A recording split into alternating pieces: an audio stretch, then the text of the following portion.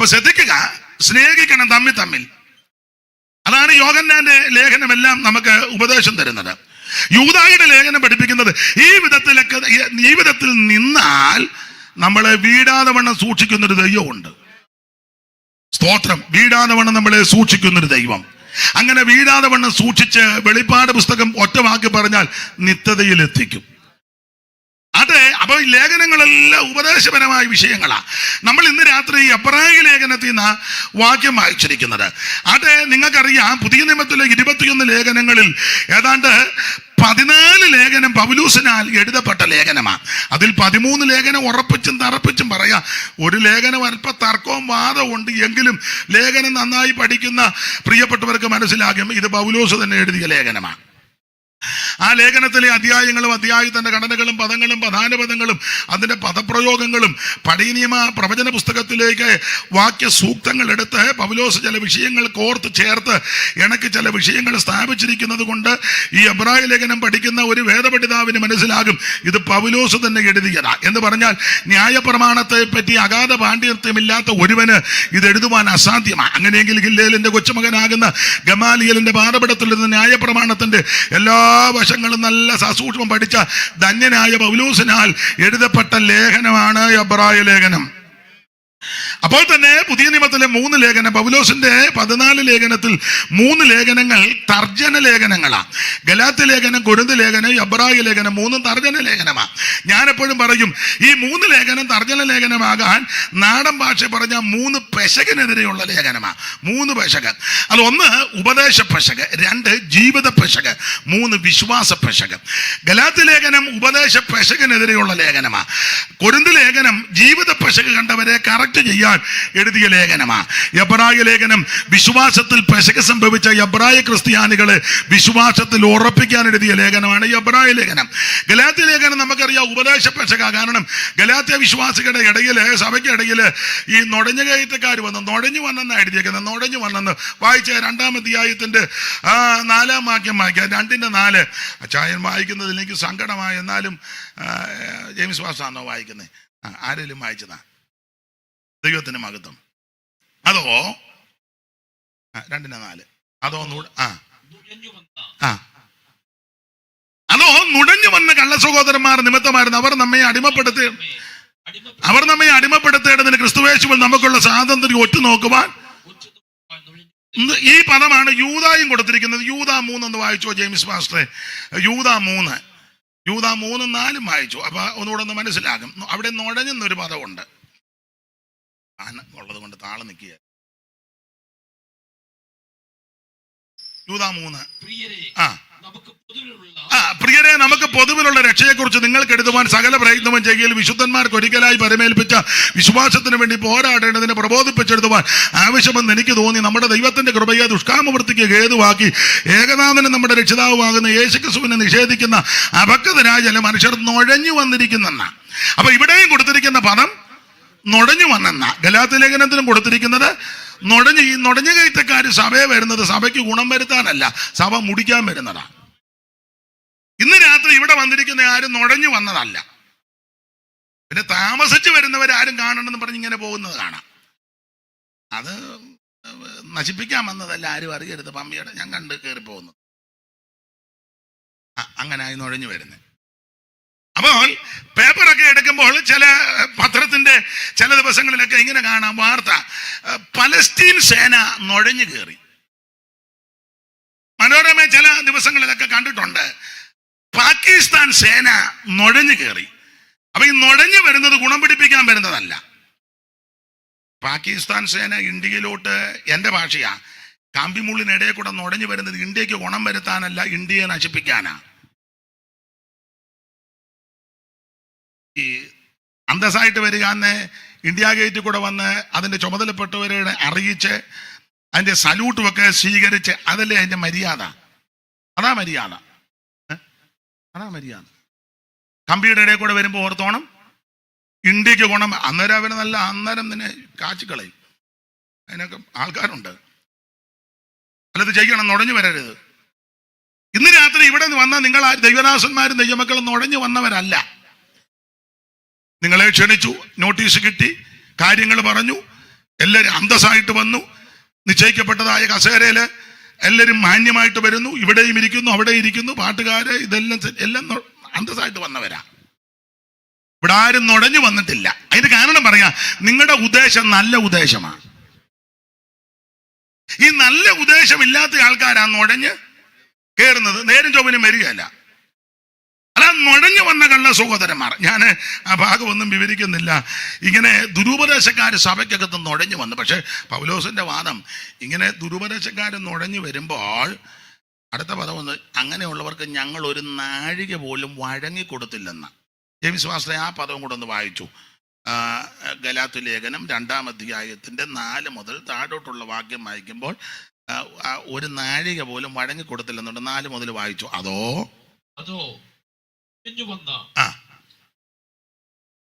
കാറ്റ് ഞാൻ പിടിച്ചത്, കുഴപ്പമില്ല, വായിച്ചു. നുഴഞ്ഞു വന്ന സഹോദരന്മാർ നിമിത്തമായിരുന്നു അവർ നമ്മെ അടിമപ്പെടുത്തേണ്ടതിന് ക്രിസ്തുയേശുവിൽ നമുക്കുള്ള സ്വാതന്ത്ര്യം ഒറ്റുനോക്കുവാൻ നുഴഞ്ഞു വന്നിരുന്നു. അടുത്തത് സുവിശേഷത്തിന്റെ സത്യം നിങ്ങളോടുകൂടെ നിലനിൽക്കേണ്ടത്. അയ്യോ, സുവിശേഷത്തിന്റെ സത്യം എന്താ? സുവിശേഷം ഒരു കാര്യം പെട്ടെന്ന് പറയാം. എന്തുവാണ് സുവിശേഷം? ആളെ കൂട്ടുകയോ, ബഹളം ഉണ്ടാക്കുകയോ, റോഡ് ബ്ലോക്ക് ചെയ്യുകയോ, നാട്ടുകാരുടെ സ്വൈര്യം കെടുത്തുകയോ, വണ്ടിയെല്ലാം വേറെ വഴി കൂടെ തിരിച്ചുവിടുന്ന, അതൊന്നുമല്ല സുവിശേഷം. വടിവാള് ചുടറ്റി ആൾക്കാരെ മതത്തിൽ ചേർക്കുക, അതൊന്നുമല്ല സുവിശേഷം. പോക്ക് കാണിച്ച് ഭീഷണിപ്പെടുത്തി ആൾക്കാരെ മതത്തിൽ, അതല്ല സുവിശേഷം. ഭീഷണി അല്ല സുവിശേഷം. ആളെ കൂട്ടുകയല്ല, തത്വസംഹിതകളെ നിരത്തി വെക്കുകയല്ല, വാഗ്ധോരണിയാൽ ആൾക്കാരെ ആകർഷിക്കുന്നതല്ല സുവിശേഷം. സുവിശേഷം എന്ന് പറയുന്നത് മതം മാറ്റുകയല്ല, സഭ മാറ്റുകയല്ല, സംഘടന മാറ്റുകയല്ല. സുവിശേഷം എന്ന് പറഞ്ഞാൽ ഒരു വ്യക്തിയാ. അത് മറ്റാരുമല്ല, നമുക്കറിയാം, നസറയനാകുന്ന യേശു ക്രിസ്തു. തിമോഥെയോസിന്റെ 2-ാം ലേഖനം 2-ാം അധ്യായത്തിന്റെ 8 മുതലുള്ള വാക്യം നമുക്ക് മനപാഠമാ. അതുകൊണ്ട് വായിപ്പിക്കുന്നില്ല. ദാവീദിന്റെ സന്തതിയായി ജനിച്ചു മരിച്ചിട്ട് ഉയർത്തെഴുന്നേറ്റ യേശു ക്രിസ്തുവിനെ ഓർത്തുകൊള്ളുക. അതാകുന്നു ഞങ്ങളുടെ സുവിശേഷം. ഇന്ന് രാത്രി എന്നെ കേൾക്കുന്ന സഹോദര, സഹോദരി, സ്നേഹിതരെ, പ്രിയപ്പെട്ടവരെ, മതം മാറ്റമല്ല, മനം മാറ്റമല്ല, സഭ മാറ്റുകയല്ല, നാട്ടുകാരുടെ സൗകര്യം കെടുത്തുകയല്ല, മറ്റുള്ളവർക്ക് അസ്വസ്ഥത ഉണ്ടാക്കുകയല്ല. സുവിശേഷം എന്ന് പറഞ്ഞാൽ ഒരു വ്യക്തിയാണ്. അത് മറ്റാരുമല്ല, നസറയനാകുന്ന യേശു ക്രിസ്തു. Praise the lord, praise the lord. കന്യാസൂനുമായി ഈ ഭൂമിയിൽ അവതരിച്ച നസറയനാകുന്ന യേശു ക്രിസ്തു. കന്യകാസൂതനായി ധരയിൽ വന്നുദിച്ച ധന്യനിമ്മാനുവേൽ ഇവൻ താനേ. കന്യകാസൂതനായി ധരയിൽ വന്നുദിച്ച ധന്യനിമ്മാനുവേൽ ഇവൻ താനേ.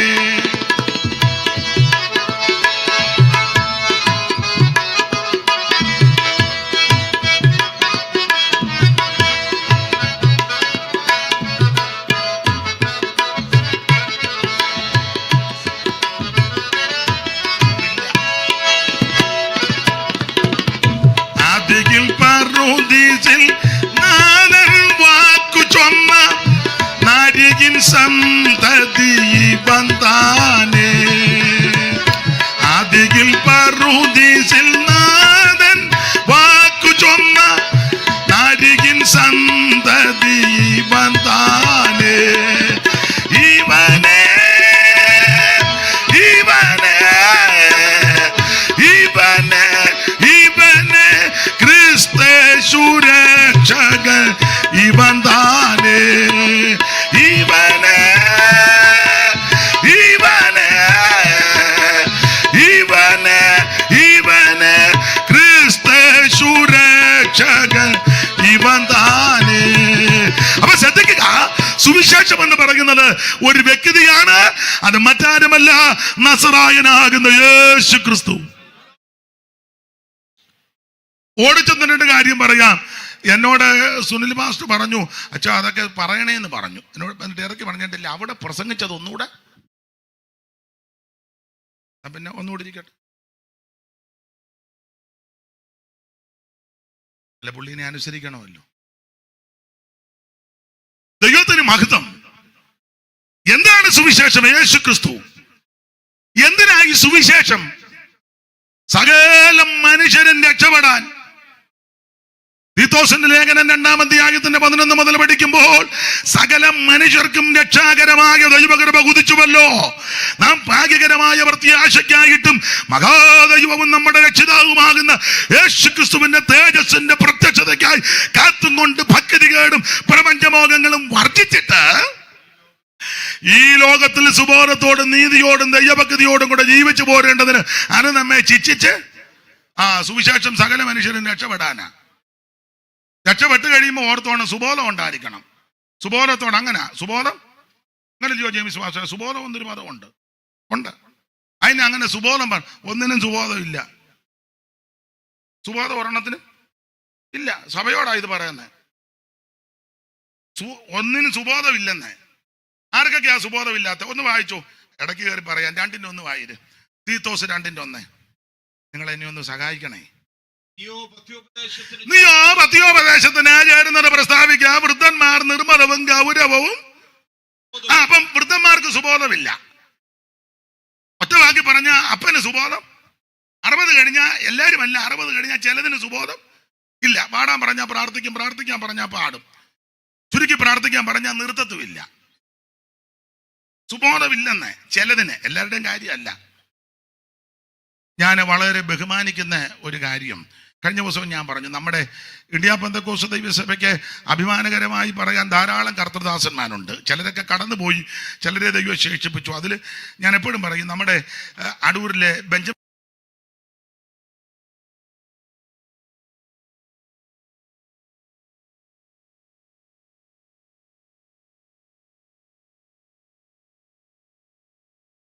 വർഗീസ് അവർകൾ എന്ത് സുബോധത്തോടും പരിജ്ഞാനത്തോടും പ്രാർത്ഥിക്കുന്നത്.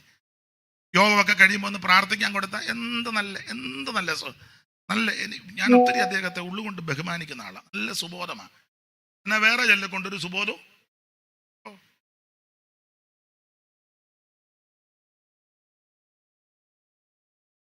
ഒരാളെ പണ്ട് അടക്കത്തിന് വിളിച്ചു. പുള്ളിയോട് പറഞ്ഞ് പുള്ളി അടക്കേണ്ട വേറൊരാളടക്കാൻ. അപ്പൊ പുള്ളി പ്രാർത്ഥിച്ചു. കഴിഞ്ഞ ദിവസം ഞാൻ പറഞ്ഞു പ്രാർത്ഥിച്ചു. ബോധമില്ലാത്ത പ്രാർത്ഥനയാണ്. ഞാൻ പേര് മാറ്റിയാ പറഞ്ഞത്. ആ പേരൊന്നുമല്ല. എന്തിനാ വെറുതെ അലോഗ്യം ഉണ്ടാക്കുന്നത്. അപ്പൊ അടക്കാൻ വേറൊരാളെ വിളിച്ചു. പുള്ളി ആ സെൻട്രൽ പാസ്റ്റർ പുള്ളിയെ കൊണ്ട് അടക്കിക്കണ്ടേ, അടക്കിച്ചില്ല. എന്തോ അവര് തമ്മിലുള്ള. അപ്പൊ പുള്ളി പ്രാർത്ഥിച്ചു, കർത്താവേ, ജോയിക്കുട്ടിയുടെ ശവസംസ്കാര ശുശ്രൂഷ ഞാനാണ് ചെയ്യേണ്ടിയിരുന്നത്. എന്തുകൊണ്ടോ എന്നെ മാറ്റി വെച്ച് ഇന്നയാളിനെ വിളിച്ചു. എന്താണെന്ന് ഞാൻ വന്നവരും കൂടെ അറിഞ്ഞു. അങ്ങനുണ്ട്. ബോധമില്ല. ഞാൻ ചെയ്യാനാ സെൻട്രൽ പാസ്സാന്ന് പറഞ്ഞിട്ടൊന്നും കൊടുത്ത ജിപ്പായിട്ടോ വല്ലതും സുബോധം വരുമോ? അപ്പം വന്നവരും കൂടെ അറിഞ്ഞ്, മറ്റേത് അവർ വീട്ടുകാർ മാത്രമേ അറിഞ്ഞുള്ളൂ. വേറൊരു ഓർഡിനേഷൻ ശുശ്രൂഷയിൽ ഞാനും ഉണ്ടായിരുന്നു. ഈ കക്ഷി തന്നെ എഴുന്നേറ്റ് പറഞ്ഞു, ഇപ്പോൾ ഓർഡിനേഷൻ ലഭിക്കേണ്ട ദൈവദാസന്മാരുടെ തലയിൽ കൈവച്ച് പ്രാർത്ഥിക്കും. അപ്പോൾ പേര് വിളിച്ചു. ഓരോരുത്തരുടെ പേര് പറഞ്ഞു. മുൻപ് പ്രസ്പെക്ടറിയിൽ അംഗമായിരുന്നത് ഇപ്പോൾ അല്ലാത്തതുമായ ഇന്നയാളും കൂടെ. അത് നാട്ടുകാരറിഞ്ഞു. പുള്ളി നേരത്തെ ആയിരുന്നെന്നും ഇപ്പോൾ ഒന്നും അല്ലെന്നും. എന്നാ ചെയ്യാന്? അപ്പോൾ വൃദ്ധന്മാർക്ക് സുബോധം വേണം. നീയോ പത്യോപദേശത്തിന് ചേരുന്നത് പ്രസ്താവിക്കുക. വൃദ്ധന്മാർ നിർമ്മലവും ഗൗരവവും സുബോധമുള്ളവരായിരിക്കണം. 60 കഴിഞ്ഞാൽ ചിലർക്ക് സുബോധമില്ല. ചിലക്ക് പിന്നെ പ്രായമായി കഴിയുമ്പോൾ അസ്വസ്ഥതയാ. അവര് പിന്നെ ഒഴിവ് കഴിയുവാ പറയുന്നത്. പണ്ട് ഒരാളെ അങ്ങോട്ട് വിളിച്ചല്ലോ, യെരൂശലേമിലോട്ട് വരാൻ. പുള്ളി പറഞ്ഞു, എനിക്കിപ്പം വയ്യാന്ന് പറഞ്ഞു. 80 കഴിഞ്ഞെന്ന്. ആ വാക്യം ഒന്ന് വായിച്ചേര്. ശാമുവേലിന്റെ 2-ാം പുസ്തകം 19-ാം അധ്യായത്തിന്റെ 31 മുതൽ വായിച്ചേ. വിഷയമല്ലെങ്കിലും പെട്ടെന്ന് ഓർമ്മ വന്നത് കൊണ്ട്. ശമൂവേലിന്റെ 2-ാം പുസ്തകം കണ്ണിക തുടങ്ങുന്നിടത്ത് അവിടെ വലതുവശത്ത് ഗിലിയാദിനായ ബർസില്ലായും രൊഗേലീമിൽ നിന്ന് രാജാവിനെ യോർദാൻ അക്കരെ അടുത്തത് ബർസില്ലായോ 80 വയസ്സുള്ള ഒരു വല്യപ്പന പ്രായമായി. പിന്നെ രാജാവ് മഹനീമിൽ പാർത്തിരുന്ന കാലത്ത് ഈ പുള്ളിയാ കൊണ്ട് ഭക്ഷണ പദാർത്ഥം എല്ലാം കൊണ്ട് കൊടുത്തത് അല്ലേ? ആ പുള്ളി കാശുകാരനാ. പുള്ളിക്ക് കാശ് കൊണ്ട് കൊടുക്കാനും അറിയാറ്. നമുക്ക് കാശുണ്ട്, പക്ഷെ കൊടുക്കാൻ അറിയത്തില്ല. ചിലർക്ക് കൊടുക്കാൻ അറിയാൻ കാശുമില്ല. രണ്ടും ഉള്ളവരും ഉണ്ട്. പുള്ളിക്ക് ഇത് രണ്ടും ഉണ്ടെന്നുള്ളതാ. അവൻ മഹാധനികനായിരുന്നു. രാജാവ്. അപ്പൊ ഇവൻ മകനെയും ഈ പാർത്തകാലത്ത് ഈ പുള്ളി കൊണ്ട് ഭക്ഷണ പദാർത്ഥങ്ങൾ കൊടുത്തത് എന്തൊക്കെയാ? 17:27 വായിച്ചേ. പുറകോട്ട് വേണ്ട ചേച്ചി. 17:27 കൊടുത്തത് തന്നെ എന്തൊക്കെയാന്ന്? 17:27 അമ്മോന്യരുടെ രബായിൽ നിന്ന് നാഹാശിന്റെ മകൻ ശോബി, ലോദബാരിൽ നിന്ന് അമ്മിയേലിന്റെ മകൻ മാഖീർ, രഗേലിമിൽ നിന്ന്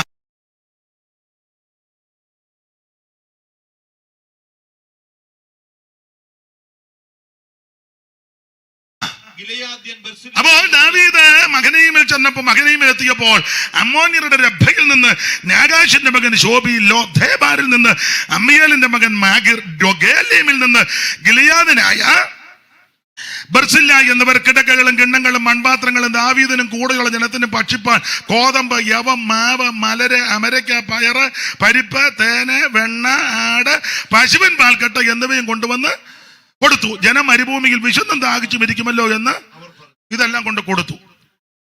ഈ കൊടുത്ത വ്യക്തി ദാവീദ് തിരിച്ചു വന്നപ്പോൾ യോർദാൻ കടക്കാൻ പുള്ളിയും വന്നു. അതാണ് 19:31. ഗിലെയാദിനായ ബർസില്ലായും രൊഗേമിൽ നിന്ന് ദാവീദിനെ യോർദാനക്കര കടക്കുവാൻ വന്നു. ബർസില്ലായോ 80 വയസ്സുള്ള വയോധികനായിരുന്നു. ദാവീദ് മഹനയീമിൽ പാർത്തിരുന്ന കാലത്ത് ഈ പുള്ളിയായിരുന്നു ഭക്ഷണ പദാർത്ഥങ്ങൾ കൊണ്ട് കൊടുത്തത്.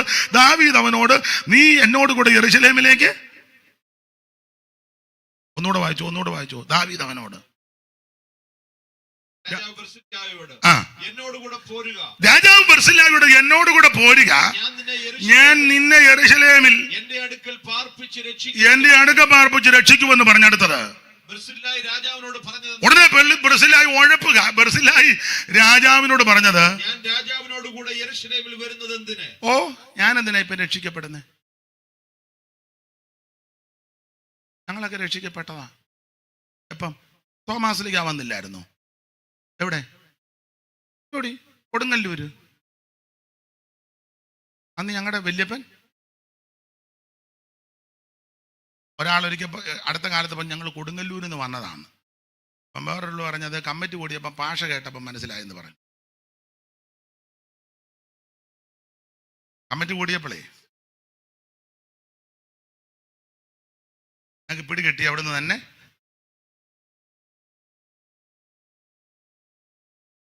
കൊടുങ്ങല്ലൂരാന്നിനി അതിൻ്റെ ഒരു ശാഖ എന്നെ വർത്താനം കേട്ടപ്പോഴേ മനസ്സിലായി. അപ്പൊ ഇവര് ഒഴുകഴി പറയുക, ഓ, ഞാൻ എന്തിനാ ഇനി യെരൂശലേമിലോട്ട് വരുന്നേ? എനിക്കിപ്പോ 80 വയസ്സുണ്ടെന്ന്. അങ്ങനല്ലയോ? വായിച്ചേ. അല്ല, 80 ഒന്നൊരു കണക്ക്. എനിക്കിപ്പോ 80 വയസ്സുണ്ട്. 80. ഞാനിനി എത്ര നാള് ജീവിച്ചിരിക്കും? അടുത്തത് നല്ലതും ആകാത്തതും ഇപ്പൊ തിരിച്ചറിയാൻ പറ്റുന്നില്ല. സംഗീത ഭക്ഷണപാനങ്ങളുടെ സ്വാദും ഇപ്പം വലിയ ടേസ്റ്റ് ഒന്നുമില്ല. പിന്നെ ഇപ്പൊ രസിക്കാനൊന്നും പറ്റുന്നില്ല. ഇങ്ങനെ വന്നിരിക്കുന്നുള്ള ഇടയ്ക്കിടയ്ക്ക് ഉറക്കം തൂങ്ങുന്നുണ്ട്. രസിക്കുന്നൊന്നുമില്ല. ഇതിൽ തന്നെ രസിക്കണമെന്ന് അത് പറ്റുന്നില്ല. അടുത്ത വാക്യമായിരുന്നു, യജമാനായ രാജാവിന് ഭാരമായി തീരുന്നത് എന്തിന്? ഈ പൊട്ടത്തരമൊക്കെ വിളിച്ച് പറയാതിരിക്കണ്ടേ? എനിക്കിപ്പോ 80 വയസ്സുണ്ടെന്ന് വയ്യെന്ന് ഒഴിവുകഴി പറയുക. രാജഭൃത്യന്റെ മകന്റെ കല്യാണത്തിന് വിളിച്ചപ്പോഴും വിളിച്ചവരല്ല ഒഴിവുകഴിയാ പറഞ്ഞത്. ഒരുത്തനെ നിലം മേടിച്ചു, ഒരുത്തനെ കാളയുടെ പുറകെ പോയി, ഒരുത്തന്റെ കല്യാണം. സാറ് ഒരു വരി എഴുതി, ഒഴികഴി ഓരോ തരം പറഞ്ഞൊരു നേരം ഒരുത്തന് നിലത്തിനായി മനസ്സിൽ വിചാരം. ഒഴികഴി ഓരോ തരം പറഞ്ഞൊരു നേരം ഒരുത്തനു നിലത്തിനായി മനസ്സിൽ വിചാരം. നിജ സ്ത്രീയിൽ ലയികയാൽ ഒരുത്തനു സാരം. മുടക്കുണ്ട് കാളകളാൽ അവരന്നു പാരം. നിജ സ്ത്രീയിൽ ലയികയാൽ പാരം. മുടക്കുണ്ടു കാളകളാൽ അവരന്നു പാരം. രാജാത്മജ വിരുന്നതിൻ വിവരം. രാജാത്മജ വിരുന്നതിൻ വിവരം. ഈ ഉപമയോ മകസാര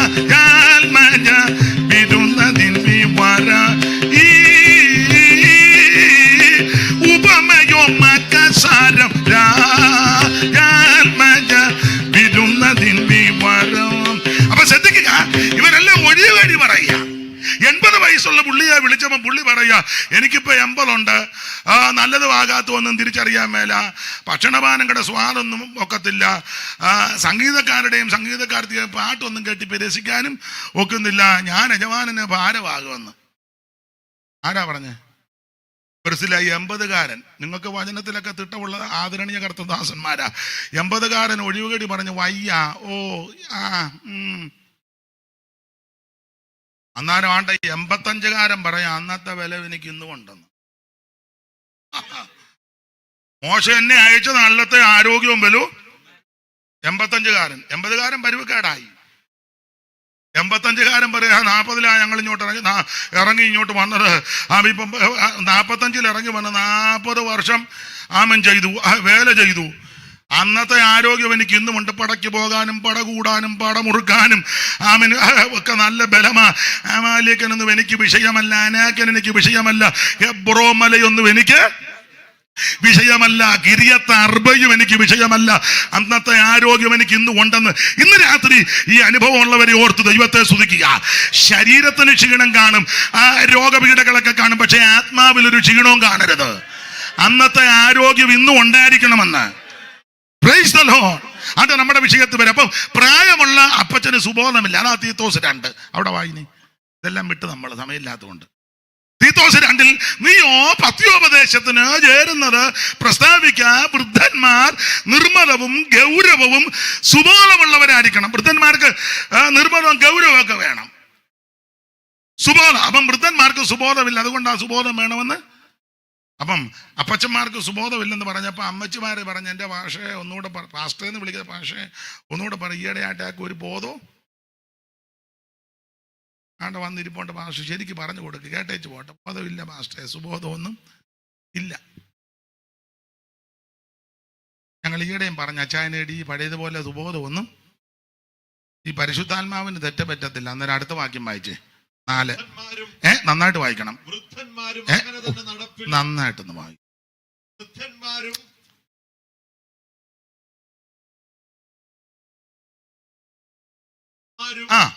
വൃദ്ധന്മാരും ഒരു ചെറിയ കുനിപ്പിന്റെ കാണാനൊക്കത്തില്ല, അതുകൊണ്ടാ. ഈ വെട്ടത്തോട്ടിരിക്കുകയായിരുന്നെങ്കിൽ ഇനിയിപ്പോ അവിടെ ഇരിക്കും, അത് കുഴപ്പമില്ല, ഞാൻ തിരുത്തിക്കും. എന്നാലും എന്നെ സഹായിക്കുന്നില്ല, വലിയ കാര്യം. എനിക്കും തെറ്റുപറ്റിയിട്ടുണ്ട്, കൊള്ളാം. നിങ്ങള് കിളിക്കുവൊന്നും വേണ്ട, പാവം വായിച്ചു തന്നതല്ലേ ഈ മാന്യ ദൈവ. പിന്നെ കണ്ണും വെട്ടമെല്ലാം കൂടെ അടിച്ച് അങ്ങനെയുടെ കണ്ണ് പോകാഞ്ഞത് തന്നെ ദൈവത്തിന്റെ കൃപ. നിങ്ങൾ ചിരിക്കരുത്, നിന്നെ കൊണ്ട് ഞാൻ വായിപ്പിക്കും കേട്ടോ. നീ ചിരിച്ച ഈ ദൈവദാസൻ സഹായിച്ചു തരുന്നല്ലോ, വലിയ കാര്യം. എനിക്കും തെറ്റുപറ്റിയിട്ടുണ്ട്. പണ്ട് KK മാത്യു ഉണ്ടിയപ്പള്ളി എന്നെ ബൈബിൾ ക്ലാസ് പഠിപ്പിച്ചപ്പോൾ വായിക്കാൻ പറഞ്ഞു, പ്രശംസിക്കുന്നതിനാൽ പ്രയോജനമില്ല എങ്കിലും അത് ആവശ്യമായിരിക്കുന്നു. ഞാൻ വായിച്ചു കൊടുത്തു, പ്രസവിക്കുന്നതിനാൽ പ്രയോജനമില്ല എങ്കിലും അത്. എൻ്റെ ദൈവമേ, പുള്ളി എന്നെ ഒന്നും പറയണ്ട. അയാൾ പറഞ്ഞത്, നിന്നെ സകല പെണ്ണുങ്ങളും തല്ലിക്കൊല്ലുമെന്ന് പറഞ്ഞു, തിരുത്തി വായിക്കണമെന്ന് പറഞ്ഞു. എന്നെ എഴുന്നേൽപ്പിച്ചു, തിരുത്തിച്ചു. 100 പ്രാവശ്യം എംപോസിഷൻ. 12-ാം അധ്യായം, 13-ാം അധ്യായം 100 പ്രാവശ്യം ഇറങ്ങിപ്പോടാന്ന് പറഞ്ഞു. ക്ലാസ്സിന് വെളിയിൽ ഇറങ്ങി 100 പ്രാവശ്യം എഴുതിപ്പിച്ചു. പിന്നെ അതിനുശേഷം ഞാൻ വളരെ സൂക്ഷിച്ചേ വായിക്കുമ്പോൾ. എന്നാലും തെറ്റുപറ്റും. എന്നാൽ ഈ മാന്യ കർത്തദാസൻ സഹായിക്കുന്നതിന് നന്ദി. വൃദ്ധമാരും അങ്ങനെ തന്നെ നടപ്പിൽ പവിത്രയോഗ്യമാരും അങ്ങനെ തന്നെ നടപ്പിൽ പവിത്രയോഗ്യമാരും ഏഷണി പറയാത്തവരും അടിമപ്പെടാത്തവരുമായിരിക്കണം. അപ്പം വൃദ്ധമാരും അങ്ങനെ. അപ്പം അമ്മയ്ക്കുമില്ല സുബോധം. ഇവിടെ സുബോധമില്ലെന്നായി തെളിയിക്കുന്നേ. 2-ാം വാക്യം മുതൽ 2-ന്റെ 1 മുതൽ അപ്പന് സുബോധമില്ല. അന്നേരം അമ്മ ഇരുന്ന് പറഞ്ഞ്, ഇല്ല ഭാഷയെ ചൊവ്വനെ പറഞ്ഞു കൊടുക്കാൻ. അപ്പം പരിശുദ്ധൻ പറയാം, വൃദ്ധമാരും അങ്ങനെ തന്നെ. തള്ളയ്ക്കും സുബോധമൊന്നുമില്ല. അപ്പം കൊച്ചു സഹോദരിമാര് മരുമക്കൾ പറഞ്ഞു, എൻ്റെ പൊന്ന് പാസ്റ്ററെ, 2-നെയും കൊണ്ട് ഞാൻ 2 കട്ടിലേക്ക് കിടക്കുക, എന്നതൊക്കെയാ വിളിച്ച് പറയുന്ന ആർക്ക് 2-നും സുബോധമില്ല. അപ്പൊ പരിശുദ്ധാത്മാവ് 5-ാം വാക്യം വായിച്ച എന്തോ പറഞ്ഞ 5 5-ാം വാക്യം 4 മുതൽ വായിച്ചോ. യൗവനക്കാരത്തികളെ 7 കാര്യം പറഞ്ഞിട്ടുണ്ട്. യൗവനക്കാരത്തികളെ ഭർത്തൃപ്രിയമാരും പുത്രപ്രിയമാരും. അപ്പൊ യൗവനക്കാരത്തിക്ക് സുബോധമില്ല. എങ്ങനുണ്ട്? ചുരുക്കി പറഞ്ഞ അപ്പനും സുബോധമില്ല, അമ്മയ്ക്കും സുബോധമില്ല. അപ്പൊ കൊച്ചു സഹോദരിമാർ പറഞ്ഞ രണ്ടിനുമില്ല. അപ്പൊ പരിചിതർ പറയാ നിനക്കുമില്ല. അതുകൊണ്ട് യൗവനക്കാരത്തികളെ ഭർത്തൃപ്രിയമാരും പുത്രപ്രിയമാരും സുബോധമുള്ളവരും ഭാനുവൃത്യമുള്ളവരും വീട്ടുകാരും നോക്കുന്നവരും ഭർത്താവിന് ദയവുള്ളവരും ഭർത്താവിന് കീഴ്പ്പെടുന്നവരും ആയിരിക്കാൻ ശീലിപ്പിക്കേണ്ടതിന്. അപ്പോൾ അപ്പന് സുബോധമില്ല, അമ്മയ്ക്കും സുബോധമില്ല, യൗവനക്കാരത്തിക്കും സുബോധമില്ല. വിവരിക്കുന്നില്ല ഞാൻ, ചരിത്രവും സംഭവമൊക്കെ ഒത്തിരി പറയണം, നേരമില്ല. അപ്പൊ സഹോദരന്മാര് പറഞ്ഞ എൻ്റെ പൊന്ന് പാസ്റ്ററെ, അച്ചായനുമില്ല, അമ്മയ്ക്കുമില്ല, അവക്കും ഒട്ടുമില്ല. അപ്പൊ 6-ാം വാക്യം വായിര്. യൗവനക്കാരെയും സുബോധമുള്ളവരായിരിക്കാൻ. അപ്പൊ യൗവനക്കാർക്കും ചുരുക്കി പറഞ്ഞ ഇവിടെ ഒരെണ്ണത്തിന് അപ്പനും സുബോധമില്ല, അമ്മയ്ക്കും സുബോധമില്ല, സഹോദരിക്കുമില്ല, സഹോദരനും ഇല്ല. അപ്പൊ നിങ്ങൾക്ക് ഒരു ചിന്ത, ഉപദേശിമാർക്കുണ്ടോന്ന്? ഒട്ടുമില്ല. തെളിയിക്കാം. അപ്പോസ്തല പ്രവൃത്തി 12:10 വായിര്. വായിച്ചു, അറിവുള്ള വാക്യമല്ലേ ഇവിടെ ഈ ഭാഗത്താ. അവർ 1-ാം കാവലും രണ്ടാമത്തേതും കടന്ന് പട്ടണത്തിൽ ചെല്ലുന്ന ഇരുമ്പ് വാതിൽക്കലെത്തി. അതവർക്ക് സ്വതവേ തുറന്നു. അവർ പുറത്തിറങ്ങി ഒരു തെരുവ് കടന്നു. ഉടനെ ദൂതൻ അവനെ വിട്ടുപോയി. അതിന്റെ മേളിലുണ്ട് പത്രോസിന് സുബോധം വന്നിട്ട് സഭയുടെ പോപ്പ, പുള്ളിക്കും ബോധമില്ല. ചുരുക്കി പറഞ്ഞാൽ ഇവിടെ ആർക്കും സുബോധമൊന്നും ഇല്ല. അപ്പന് സുബോധമില്ല, അമ്മയ്ക്കില്ല, സഹോദരിക്കില്ല, സഹോദരനില്ല, പോപ്പിനുമില്ല. പത്രോസേ പുള്ളിയുടെ അല്ല താക്കോല്, പുള്ളിക്ക് താക്കോലുമായിട്ട് നടക്കുന്നതല്ലാതെ ബോധമൊന്നും ഇല്ല. അതുകൊണ്ടാ പൗലോസ് 2:11 തീത്തോസ് പറഞ്ഞിരിക്കുന്നത് അവൻ സുബോധത്തോടെ വേണം ഈ ഭൂമിക്ക് ജീവിക്കുവാൻ. അത് നമ്മുടെ വിഷയത്ത് വരാ. ഭക്തികേടും പ്രപഞ്ചമോഹങ്ങളും വർജിച്ചിട്ട് ഈ ലോകത്തിൽ സുബോധത്തോടും നീതിയോടും ദൈവഭക്തിയോടും കൂടെ ജീവിച്ചു പോരേണ്ടതിന് അത് നമ്മെ ശിക്ഷിച്ചു വളർത്തുന്നു. നമ്മുടെ വിഷയത്ത് വരാം. എന്താണ് സുവിശേഷം? സുവിശേഷം യേശുക്രിസ്തു. എന്തിനാ സുവിശേഷം? വായിച്ചല്ലോ, സകല മനുഷ്യരും രക്ഷപ്പെടാൻ ഒറ്റ മാർഗം, ഒറ്റ വഴി, ഒറ്റ വാതിൽ, ഒരേ ഒരു വ്യക്തി, നസറായനാകുന്ന യേശുക്രിസ്തു. മറ്റൊരുത്തനും രക്ഷയില്ല. നാം രക്ഷിക്കപ്പെടുവാൻ ആകാശത്തിന് കീഴിൽ മനുഷ്യരുടെ ഇടയിൽ നൽകപ്പെട്ട ഒരേ ഒരു നാമം, യേശുക്രിസ്തുവിന്റെ പരിശുദ്ധ നാമം. അല്ല സുവിശേഷം. ആരാ സുവിശേഷം കേൾക്കേണ്ടത്? എടുത്ത് വായിപ്പിക്കുന്നില്ല. 49-ാം സങ്കീർത്തനം 1 പഠിക്കുമ്പോൾ സകല ജാതികളും ഇത് കേൾക്കണം. ഒരു വിഭാഗക്കാർക്കോ ഒരു സംഘടനക്കാർക്കോ ഒരു സഭക്കാർക്കോ ഒരു വിഭാഗക്കാർക്കോ ഉള്ളതല്ല, സകല മനുഷ്യരും കേൾക്കണം സുവിശേഷം. കേൾക്കാൻ കൊള്ളാവുന്നത് സുവിശേഷമേ ഉള്ളൂ. അവ ചെവിക്ക് കുളിർമ നൽകുന്ന, കർണത്തിന് കുളിർമ നൽകുന്ന ഒരേ ഒരു വാർത്ത, അത് നല്ല വാർത്തയാകുന്ന, ഗുഡ് ന്യൂസ് ആകുന്ന, സദ്വർത്തമാനമാകുന്ന യേശുക്രിസ്തുവിന്റെ സുവിശേഷം എല്ലാവരും കേൾക്കണം. കേട്ടാലുള്ള ഗുണം എന്നാ? കേട്ടാനുള്ള ഗുണമുണ്ട്. ലൂക്കോസിന്റെ സുവിശേഷം 2-ാം അധ്യായത്തിന്റെ 8 മുതൽ 13 വരെയുള്ള തിരുവെടുത്ത് പഠിക്കുമ്പോൾ വായിപ്പിക്കുന്നില്ല, പറഞ്ഞു വിടുക. 1, സുവിശേഷം കേട്ടാൽ ഇരുട്ട് മാറും. 2, സുവിശേഷം കേട്ടാൽ ഭയം മാറും. 3, സുവിശേഷം കേട്ടാൽ നിനക്ക് സന്തോഷമുണ്ടാകും. 4, സുവിശേഷം നമുക്കൊരു രക്ഷിതാവിനെ തന്നിരിക്കുക. ഇന്ന് രാത്രി ജീവിതത്തിന്റെ, കുടുംബത്തിന്റെ, ദേശത്തിന്റെ ഇരുട്ട് മാറ്റുന്ന മാർഗമാണ് സുവിശേഷം. ഇതെല്ലാം വിശദീകരിച്ച് അടുക്കടക്കായിട്ട് ചരിത്ര തെളിവുകളൊക്കെ വെച്ച് പ്രസംഗിക്കുക പതിവ് ഇന്ന് അതിന് മുതിരുന്നില്ല. ദൈവത്തിന് മഹത്വം. കാരണം ചെവിയിലെ വന്ന് സമയം പറഞ്ഞതുകൊണ്ട് അദ്ദേഹത്തെ ചുമതലപ്പെടുത്തിയല്ലോ, കൃത്യസമയത്ത് തന്നെ നിർത്താം. അതുകൊണ്ട് ഞാൻ ഓടിച്ചങ്ങ് പോകുകയാ. ദൈവത്തിന് മഹത്വം. അപ്പൊ ശ്രദ്ധിക്കുക, എല്ലാവരും ഈ സുവിശേഷം കേൾക്കണം. ഈ സുവിശേഷം കേട്ടാനുള്ള ഗുണഗണങ്ങൾ എന്നാ? സുവിശേഷം കേട്ടാൽ എന്ത് സംഭവിക്കും? വാക്യങ്ങൾ എടുപ്പിക്കുന്നില്ല. 1, സുവിശേഷം കേട്ടാൽ മാനസാന്തരം ഉണ്ടാകും. മർക്കോസിന്റെ സുവിശേഷം 1-ാം അധ്യായത്തിന്റെ 14 മുതൽ വായിച്ച്, അവൻ സുവിശേഷത്താൽ മാനസാന്തരം, മനസ്സിന് മാറ്റമുണ്ടാകണം. നേരത്തെ ചെയ്തതും പ്രവർത്തിച്ചതും പറഞ്ഞതും ഇച്ഛിച്ചതും ആഗ്രഹിച്ചതും മോഹിച്ചതെല്ലാം അവൻ കളഞ്ഞ് ഒരു പുതിയ വ്യക്തിയായി രൂപാന്തരപ്പെടുക, തിരിഞ്ഞു വരികയാ. അപ്പൊ സുവിശേഷം കേട്ടാൽ നടക്കുന്ന സംഭവം 1, മാനസാന്തരം. 2, സുവിശേഷം കേട്ടാൽ സ്നാനം നടക്കും. വലിയ പള്ളി പോയിച്ച് തിരിച്ചു വരികയാ ഷണ്ണൻ, തേരെ വരിക. ഫിലിപ്പോസിനോട് ദൈവാത്മാ പറഞ്ഞു, നീ ഗസയ്ക്കുള്ള നിർജ്ജന സ്ഥലത്തേക്ക് പോകാൻ. ചെന്നപ്പോ രഥം വരുന്നു, ചേർന്ന് കിടക്കാൻ പറഞ്ഞു. തേര് ചേർന്ന് കിടന്നു. കയറിയിരിക്കാൻ പറഞ്ഞു, കയറിയിരുന്നു.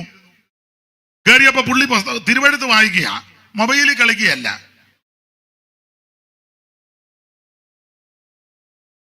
ലോകത്തിന് വന്ന് മൊബൈലിൽ തോണ്ടുകയും മാന്തുകയും കളിക്കുന്ന ആൾക്കാരുണ്ട്, ഉണ്ട്, ഒത്തിരി ഉണ്ട്. സ്റ്റേജിൽ ഇരുന്ന് ഫോൺ ചെയ്യുന്ന ആൾക്കാരെ ഞാൻ കണ്ടിട്ടുണ്ട്, ഉപദേശിമാരിൽ തന്നെ. യോഗം നടക്കുകയാണ്, എന്തിന് ഇത്ര വിഷമിച്ച് വരുന്നു? പിന്നെ പന്ത് കളിയാണ് ഇവിടെ നടക്കുന്നത്. ഇന്നലെ ഞാൻ എവിടെയോ പ്രസംഗിച്ചപ്പം ഞങ്ങളുടെ സഭയിൽ ഒരാൾ വന്നു, 12:45 പുള്ളിക്ക് കോള് വന്നു. ഞാൻ പറഞ്ഞു, ഏതോ പൊട്ടനാ വിളിച്ചേക്കുന്നത്, അവൻ അറിയത്തില്ല സഭായോഗം. പെന്തിക്കോസുകാരേലും ആ സമയത്ത് സാധാരണ വിളിക്കുമോ? അത്യാവശ്യമാണെങ്കിൽ കുഴപ്പമില്ല, അത്യാവശ്യമൊന്നുമല്ല. എവിടാന്ന്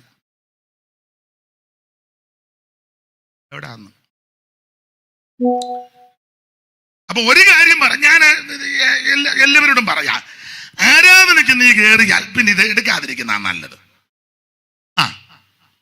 ഞാനൊരു കാര്യം പറയാം, നിങ്ങൾ യോജിക്കുക. സഭായത്തിന് കയറിയാൽ ഞാൻ ഓടുകയല്ല. ഇന്ത്യൻ പ്രസിഡന്റ് വിളിച്ചാൽ പറയും സഭായം കഴിഞ്ഞേച്ച് വിളിക്കാൻ പറയും.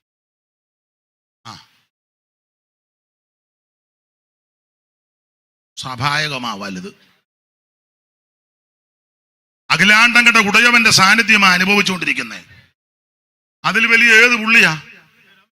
ഒരു തരവില്ല.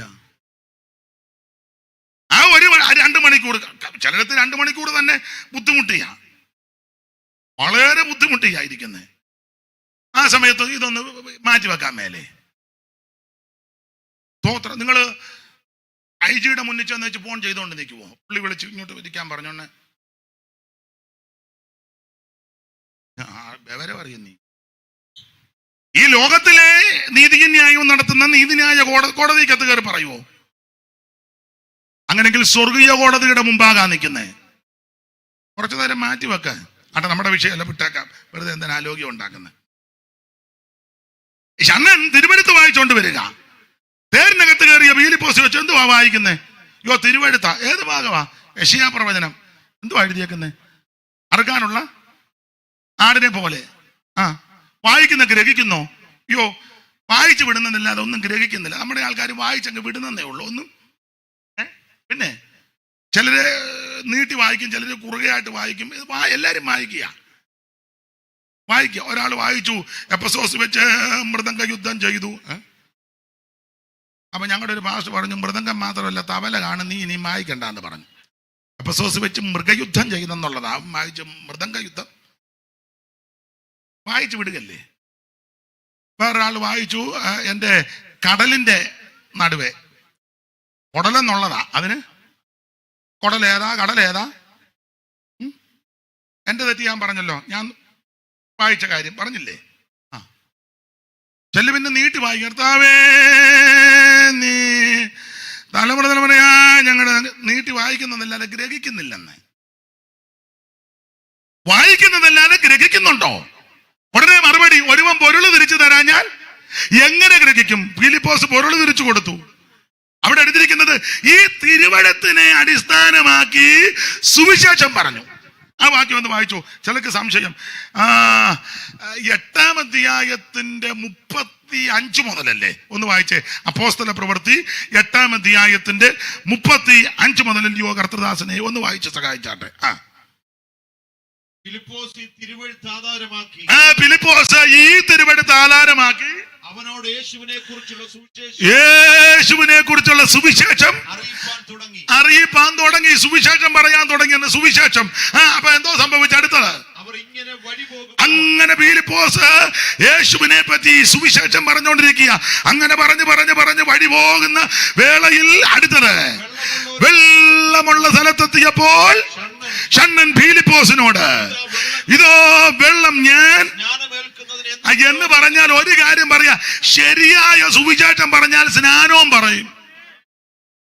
ഇന്ന് മിക്കയിടത്തും ശരിയായി സുവിശേഷം പറയുന്നില്ല.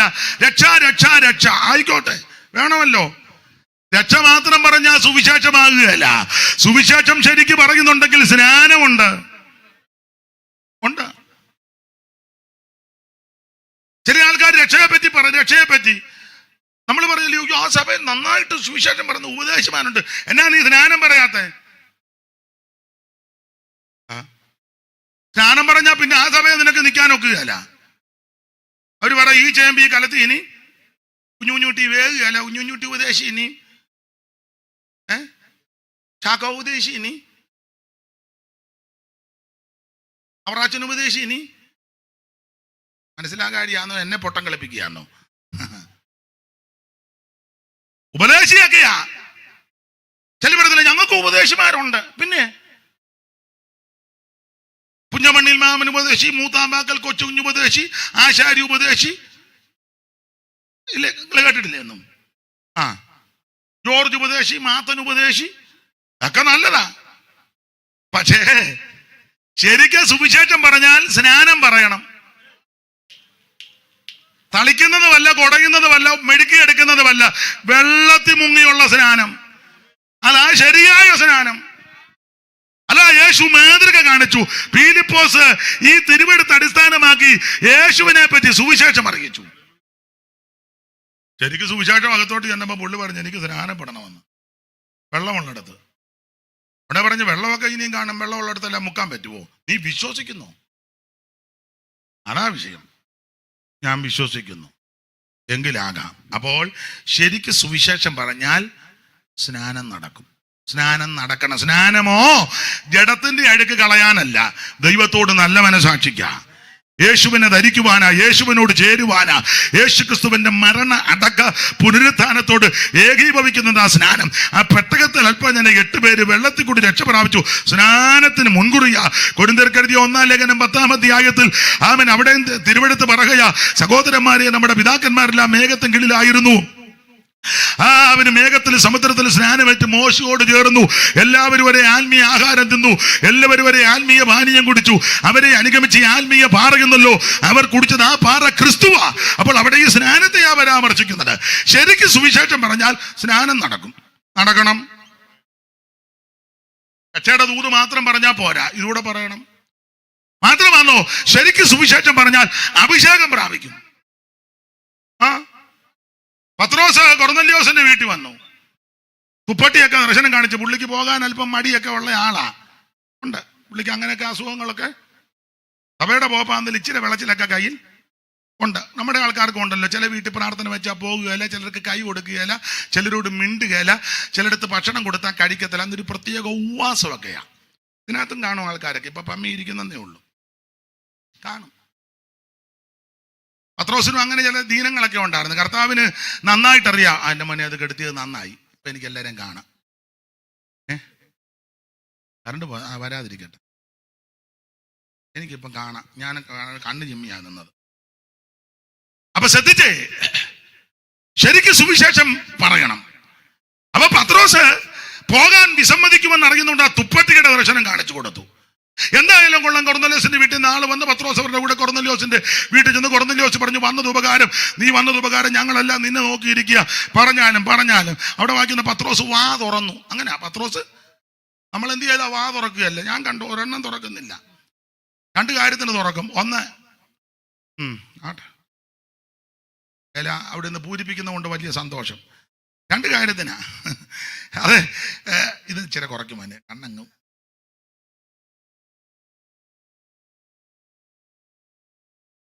അങ്ങോട്ട് ഇച്ചിരി കൊണ്ട്. അപ്പൊ ശ്രദ്ധിച്ചേ, പത്രോസ് വാ തുറന്നെന്നായിരിക്കണം. വാ തുറന്ന് തിരുവചനം പറഞ്ഞു. ഇനി അതിന്റെ 44-ാം വാക്യം വായിച്ചേ. 10-ാം അധ്യായത്തിന് 44 44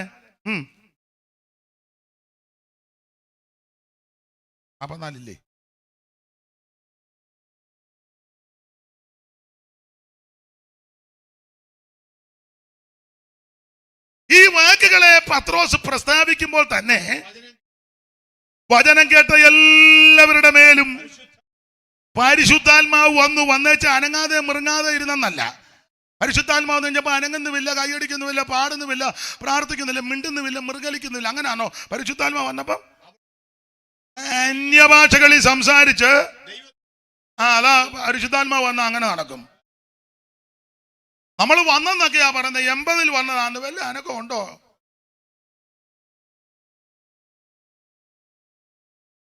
ഞങ്ങളുടെ ഒരു സഭ കാത്തിരിപ്പ എല്ലാവരും ആത്മശക്തി നൃത്തം ചെയ്തത് ആരാധിക്കും. സരസനമാ. എന്നാലും നല്ല പുള്ളി എന്ത്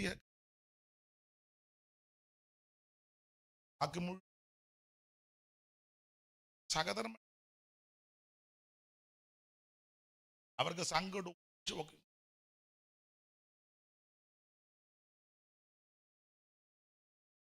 പുള്ളി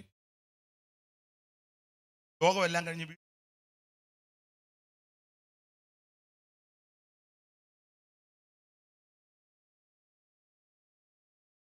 ശുദ്ധാത്മാവിന്റെ വ്യാപാരം മാത്രം ഇങ്ങനെ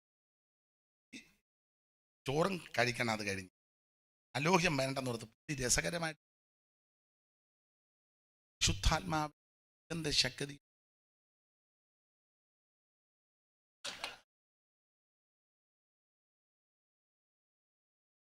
ഈ അത്യന്ത ശക്തി എൻ്റെ മൺകൂടാരത്തിൽ ഇറങ്ങിയിട്ട് എനിക്ക് അന്ന് അത് പോട്ടെ, എന്തെങ്കിലും പറയാൻ നോക്കുന്നില്ല. നിങ്ങൾക്ക് അത്രയും കുഴപ്പം വന്നില്ലോ. നിങ്ങൾക്കൊക്കെ പറയുകയും ചാടുകയും ചെയ്യും. എനിക്ക് വന്ന നിങ്ങൾക്കും അങ്ങനെയാന്ന് തോന്നുന്നു. ഈ അത്യന്ത ശക്തി വന്നിട്ട് അനങ്ങാനും മേല. ദൈവത്തിന്റെ പരിശുദ്ധാത്മാ പത്രോസ് വചനം പറഞ്ഞു, സുവിശേഷം അറിയിച്ചു, യേശുവിനെ പറ്റി പറഞ്ഞു, നസറായനാകുന്ന യേശുവിനെ പറ്റി പറഞ്ഞു. വചനം കേട്ട എല്ലാവരുടെ മേലും പരിശുദ്ധാത്മാവ് വന്നു. പരിശുദ്ധാത്മാവ് അനങ്ങാതിരുന്നെന്നും മിണ്ടാതിരുന്നെന്നുമല്ല, അവർ അന്യഭാഷകളിൽ സംസാരിച്ച് ദൈവത്തെ മഹത്വപ്പെടുത്തി എന്ന് പറഞ്ഞാൽ ശരിക്കും സുവിശേഷം കേട്ടാൽ അഭിഷേകം പ്രാപിക്കും. ശരിക്കും സുവിശേഷം കേട്ടാൽ മാനസാന്തരം, ശരിക്കും സുവിശേഷം കേട്ടാൽ സ്നാനം, ശരിക്കും സുവിശേഷം കേട്ടാൽ അവൻ പരിശുദ്ധാത്മ നിറവ്. ഇനി വാക്യങ്ങൾ എടുക്കാനുണ്ട്. സുവിശേഷം ശരിക്കും പറഞ്ഞാൽ വേർപാട് പാലിക്കും. ലോകത്തിൽ നിന്ന് വേർപെട്ട് പോകുന്ന കാര്യമല്ല. പാപത്തോടും ലോകത്തോടും ലോക ഇമ്പങ്ങളോടും ആഡംബരങ്ങളോടും ഒക്കെയുള്ള വേർപാട് പാലിക്കുമെന്നാ പറഞ്ഞതിൻ്റെ അർത്ഥം. ഞാനും നിങ്ങളും കേട്ടത് ശരിയായ സുവിശേഷമാണോ എന്ന് തന്നെത്താൻ ഇന്ന് രാത്രി ശോധന ചെയ്യേ. ദൈവത്തിന്റെ മഹത്വം. സുവിശേഷത്തിന്റെ സത്യം, അതാ ഗലാത്യ ലേഖനത്തിൽ പൗലോസ് പറഞ്ഞത്, സുവിശേഷത്തിന്റെ സത്യം. ഇനി നമ്മൾ വായിച്ച നിങ്ങളോർത്ത് ഞാനതെല്ലാം മറന്നു. ഗലാത്യ ലേഖനം 4-ാം അധ്യായത്തിന്റെ 2-ാം അധ്യായത്തിന്റെ 4 മുതൽ താഴോട്ട്.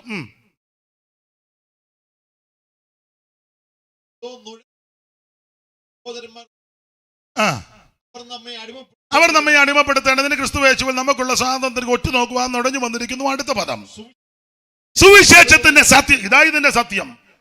ശരിക്കും സുവിശേഷം കേട്ടാൽ മാനസാന്തരം, സ്നാനം, പരിശുദ്ധാത്മ സ്നാനം, വേർപാട്. അതാ ഇതിന്റെ സത്യം. ആ സത്യം, ഇതിനപ്പുറം വേറെ ഒന്നുമില്ല. ആ സുവിശേഷത്തിന്റെ സത്യം നിങ്ങളോടുകൂടെ നിലനിൽക്കേണ്ടതിന് ഞങ്ങൾ അവർക്ക് ഏതാ നുടഞ്ഞു കയറ്റക്കാർക്ക് ഒരു നാഴിക പോലും.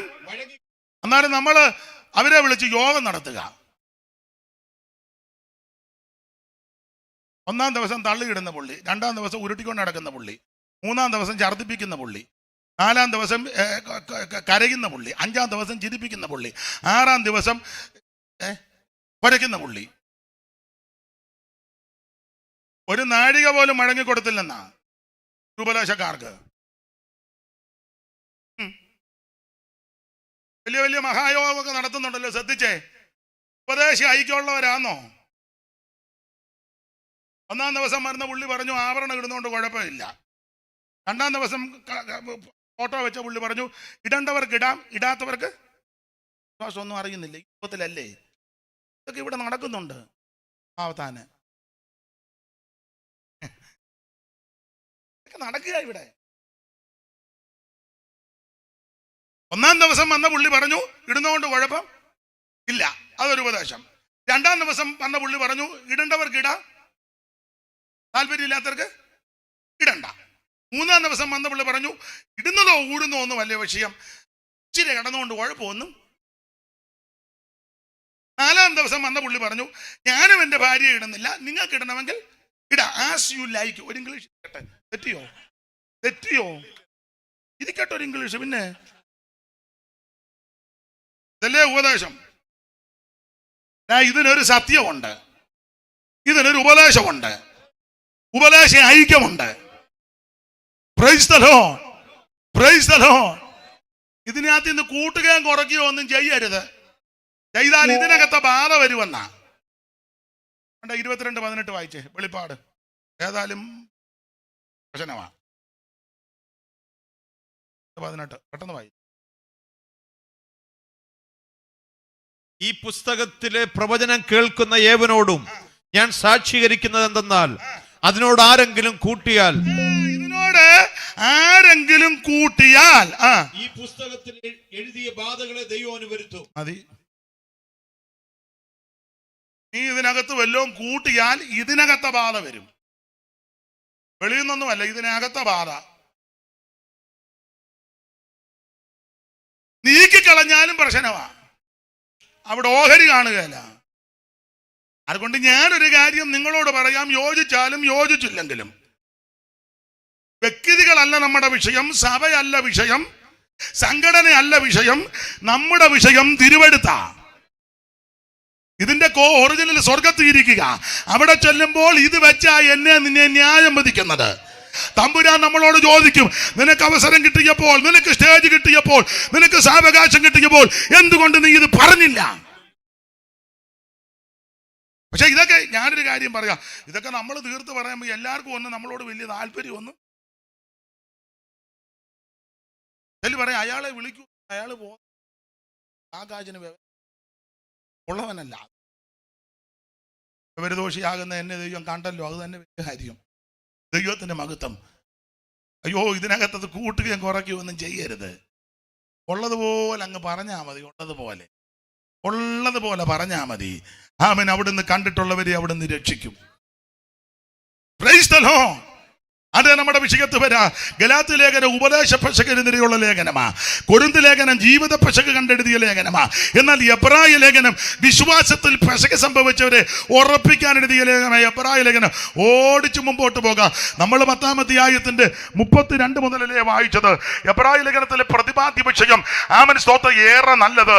ഇതിലെ പ്രതിപാദ്യ പുരുഷൻ എല്ലാവരിലും ശ്രേഷ്ഠനാകുന്ന നസറായനാകുന്ന യേശു ക്രിസ്തു.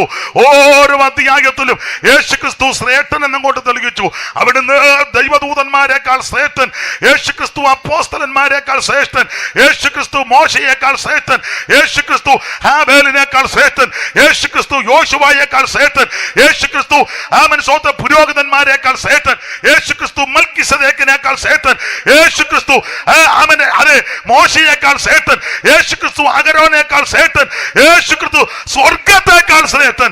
യേശു ക്രിസ്തു ശ്രേഷ്ഠനാണെന്ന് ഓരോ അധ്യായത്തിലും തെളിയിച്ചു. ഇടയ്ക്ക് മൽക്കീസദേക്കിനോട് ബന്ധപ്പെട്ടാൽ ഒരു പദം പറയാ, ഇവൻ എത്ര മഹാനെന്ന് നോക്ക്. കാണാൻ കൊള്ളാവുന്നവൻ, അംഗീകരിക്കാൻ കൊള്ളാവുന്നവൻ, ആരാധിക്കാൻ കൊള്ളാവുന്നവൻ, അനുഗമിക്കാൻ കൊള്ളാവുന്നവൻ, യോഗ്യതയുള്ളവൻ, ശ്രേഷ്ഠതയുള്ളവൻ, മാന്യതയുള്ളവൻ, മഹത്വമുള്ളവൻ, ധന്യനാകുന്ന ഏകാധിപതി, താൻ മാത്രം അമർത്യതയുള്ളവൻ, മനുഷ്യർക്കാർക്കും കാണാൻ പാടില്ലാത്തവൻ, അടുത്തുകൂടാത്ത വെളിച്ചത്ത് വസിക്കുന്നവൻ, അൽഫയും ഒമേഗയുമായവൻ ഇന്ന് രാത്രി നമ്മുടെ നടുവിൽ വന്നിട്ടുണ്ട്. മാറത്ത് പങ്കച്ച കെട്ടുവനെ ചുട്ടുപടിപ്പിച്ച വെള്ളോട്ടിന് സദൃശമുള്ള ഭാരമുള്ളവനായി 7 നക്ഷത്രം വലങ്കിയിൽ പിടിച്ച് നിലവിളക്കണ നടുവിൽ നിലയങ്ക ധരിച്ച് നടകൊള്ളുന്ന നസറായൻ ഇന്ന് രാത്രി നമ്മുടെ നടുവിലുണ്ട്. ഇവൻ എത്ര മഹാനെന്ന് നോക്ക്. ജ്വാലാഗ്നി ലോചനനെ ജ്വാലാഗ്നി ലോചനനെ കേശം വെളുത്തവനെ ജ്വാലാഗ്നി ലോചനനെ ഉച്ച കതിരവൻ പോൽ ഊജ്വല ദാനനെ ഉച്ച കതിരവൻ പോൽ ഊജ്വല ദാനനെ ദേവകുമാര സർവ പാപ വിദൂര ജയിക്ക ദേവകുമാര സർവ പാപ വിദൂര ജയിക്ക.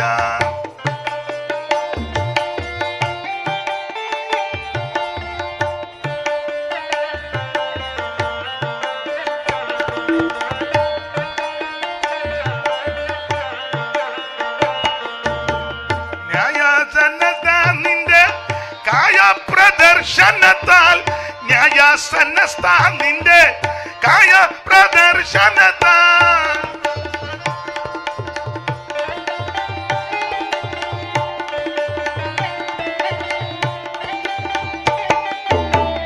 ന്യായാസനസ്ഥാനിന്റെ കായ പ്രദർശനത്താൽ ന്യായാസനസ്ഥാനിന്റെ കായ പ്രദർശനത്താൽ മായ വിമോചമല്ല പിയാർന്നു മണ്ടിടുമേ മായ വിമോചമല്ല പിയാർന്നു മണ്ടിടുമേ ദേവകുമാര സർവ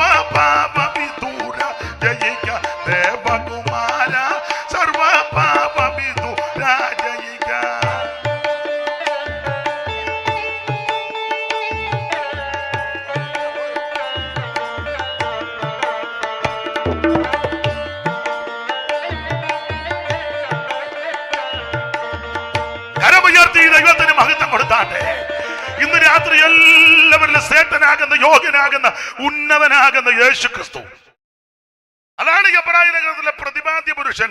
ഓരോ അധ്യായത്തിലും ക്രിസ്തുയേശുവിന്റെ മഹത്വം വെളിപ്പെടുത്തിയിരിക്കുക. അത് 10-ാം അധ്യായത്തിലെ പ്രധാനപ്പെട്ട ഒരു വിഷയം, ഏകയാഗത്താൽ സദാകാലത്തേക്കും പാപപരിഹാരം വരുത്തിയ യേശു സ്വർഗത്തിലേക്ക് പോയി. അതാണ് 10-ാം അധ്യായത്തിലെ പ്രധാനപ്പെട്ട ഒരു വിഷയം.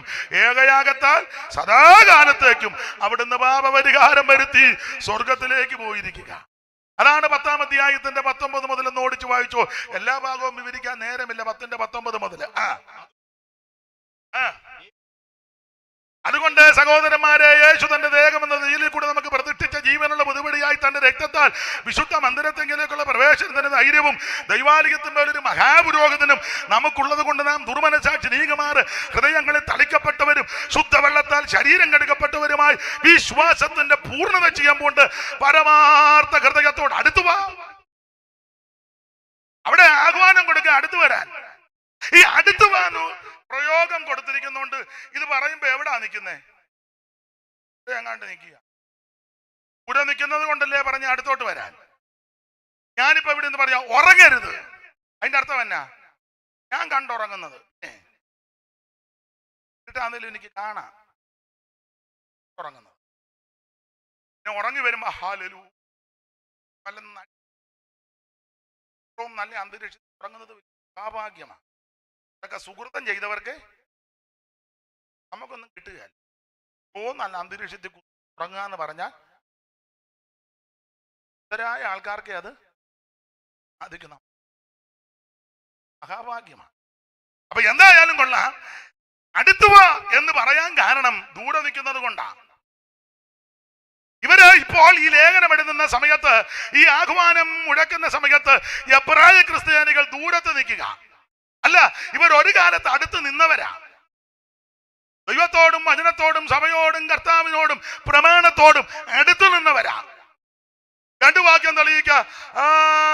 അടുത്തു നിന്നുള്ളത് 6-ാം അധ്യായത്തിന്റെ 9 മുതൽ എന്ന് വായിച്ച താഴോട്ട്. 6-ന്റെ 9 മുതൽ. എന്നാൽ പ്രിയമുള്ളവരെ, ഞങ്ങൾ ഇങ്ങനെ സംസാരിക്കുന്നുവെങ്കിൽ നിങ്ങളെ കുറിച്ച് ശുഭമേറിയതിന്റെ രക്ഷയ്ക്ക് ഉതകുന്നെന്നും വിശ്വസിക്കുന്നു. ദൈവം നിങ്ങളുടെ പ്രവർത്തിക്കും വിശുദ്ധന്മാരെ ശുശ്രൂഷിച്ചതിനാലും ശുശ്രൂഷിക്കുന്നതിനാലും തന്റെ നാമത്തോട് കാണിച്ച സ്നേഹം മറന്നു കളയുവാൻ തക്കവണ്ണം അനീതിയുള്ള ദൈവമല്ല. അപ്പൊ ഈ വാക്യത്തിന്റെ വെളിച്ചത്തിൽ ആരംഭകാലത്ത് ഇവര് ദൈവദാസന്മാരെയും ദൈവത്തെയൊക്കെ ബഹുമാനിച്ച് ശുശ്രൂഷ ചെയ്തവരാ എബ്രായ ക്രിസ്ത്യാനികള്. പഴയ വിശ്വാസികളൊക്കെ പറഞ്ഞ് ഞാൻ കേട്ടിട്ടുണ്ട്, വീട്ടിലൊരു കോഴി മുട്ട ഇട്ടാ പിള്ളേർക്ക് കൊടുക്കല, ഞായറാഴ്ച ബൈത്തോമിക്കൊണ്ട് 2 മുട്ട കടിഞ്ഞു കോഴി ഇട്ടാൽ പിള്ളേർക്ക് പോലും കൊടുക്കാത്ത അമ്മമാരുണ്ട്. അത് പൊതിഞ്ഞ് ഞായറാഴ്ച നാളെ സഭ കൊണ്ട് കൊടുക്കും. ഇപ്പോൾ അങ്ങനെ കൊടുക്കുന്നില്ല. അതിലെ വാസന്മാർക്ക് മുട്ടയൊന്നും കഴിക്കാൻ കൊണ്ട് കൊടുത്താൽ പറയാം അമ്മാമ്മ കൊണ്ടുപോകും.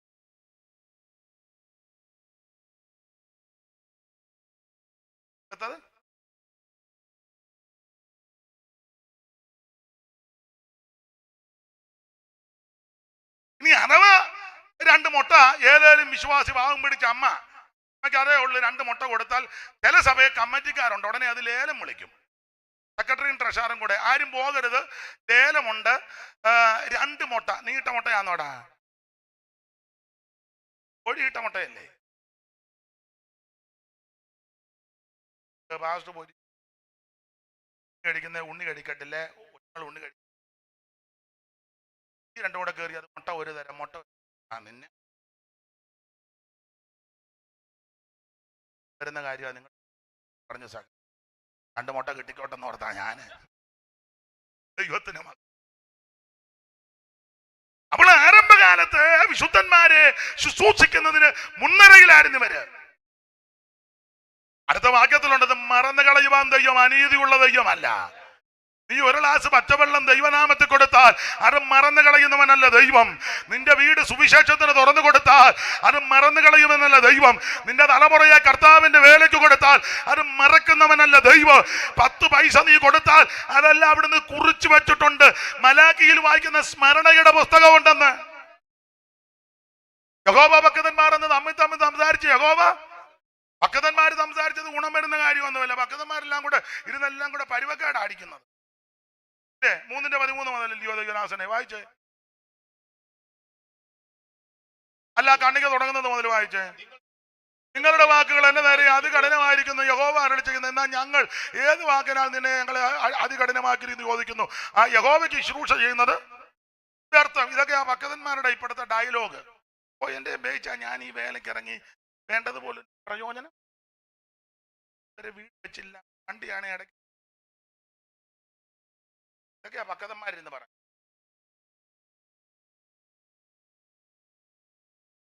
യഹോവയ്ക്ക് ശുശ്രൂഷ ചെയ്യുന്നത്.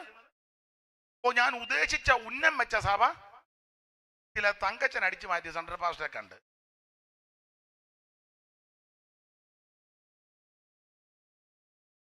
പറഞ്ഞു വന്നു പാമ്പി വെച്ചോ, ഞാനങ്ങ് അടങ്ങുക.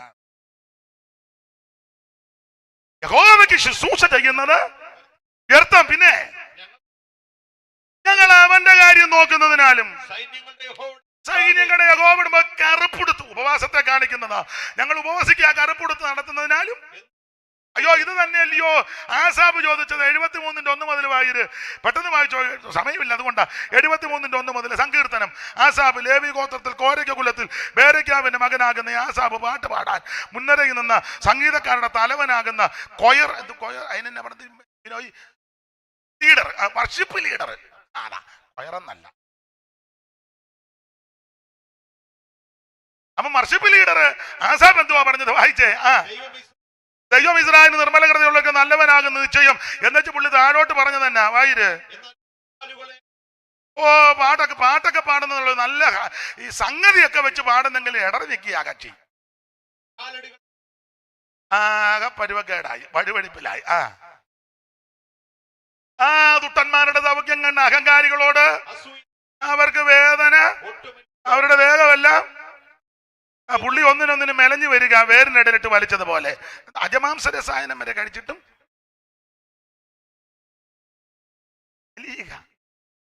വേറെ കേസാ. ജെയിംസ് കണ്ണ് കാണിക്കുന്നു കേസാ.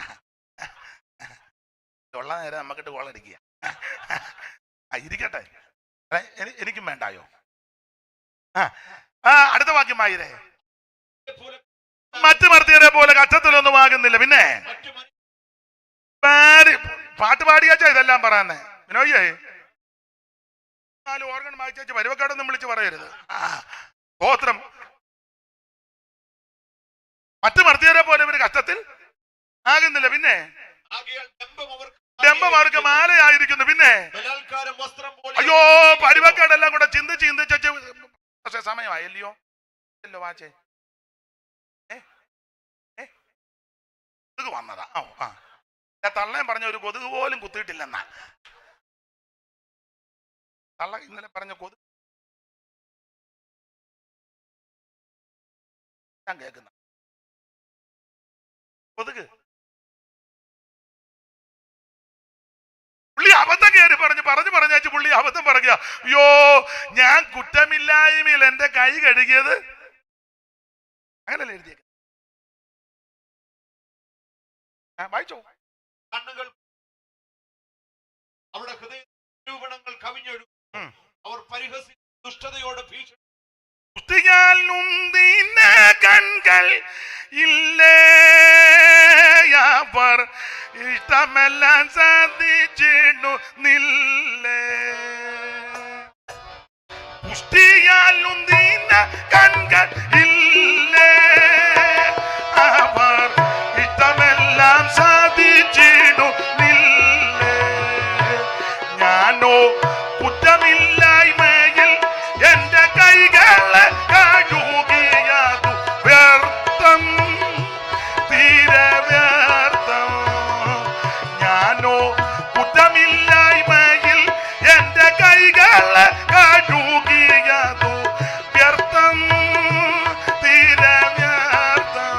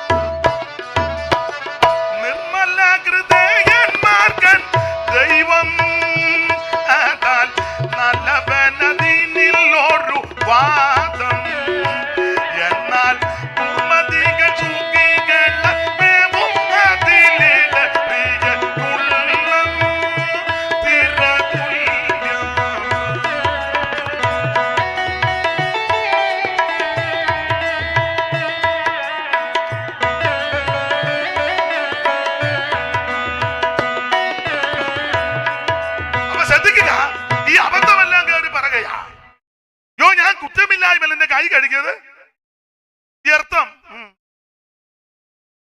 ഇത് തന്നെയാ യിരെമ്യാവ് പറഞ്ഞത് 9:1 യിരെമ്യാവ് 9:1. ഇത് തന്നെയല്ലയോ പുള്ളിയും പറഞ്ഞ്? പാട്ടുകാരനും ഇത് തന്നെ, പ്രവാചകനും ഇത് തന്നെ, പുരോഹിതനും ഇത് തന്നെ പറയുന്നത്. അയ്യോ എന്റെ ജനത്തിന്റെ പുത്രികളുടെ നികന്മാർ നിമിത്തന്റെ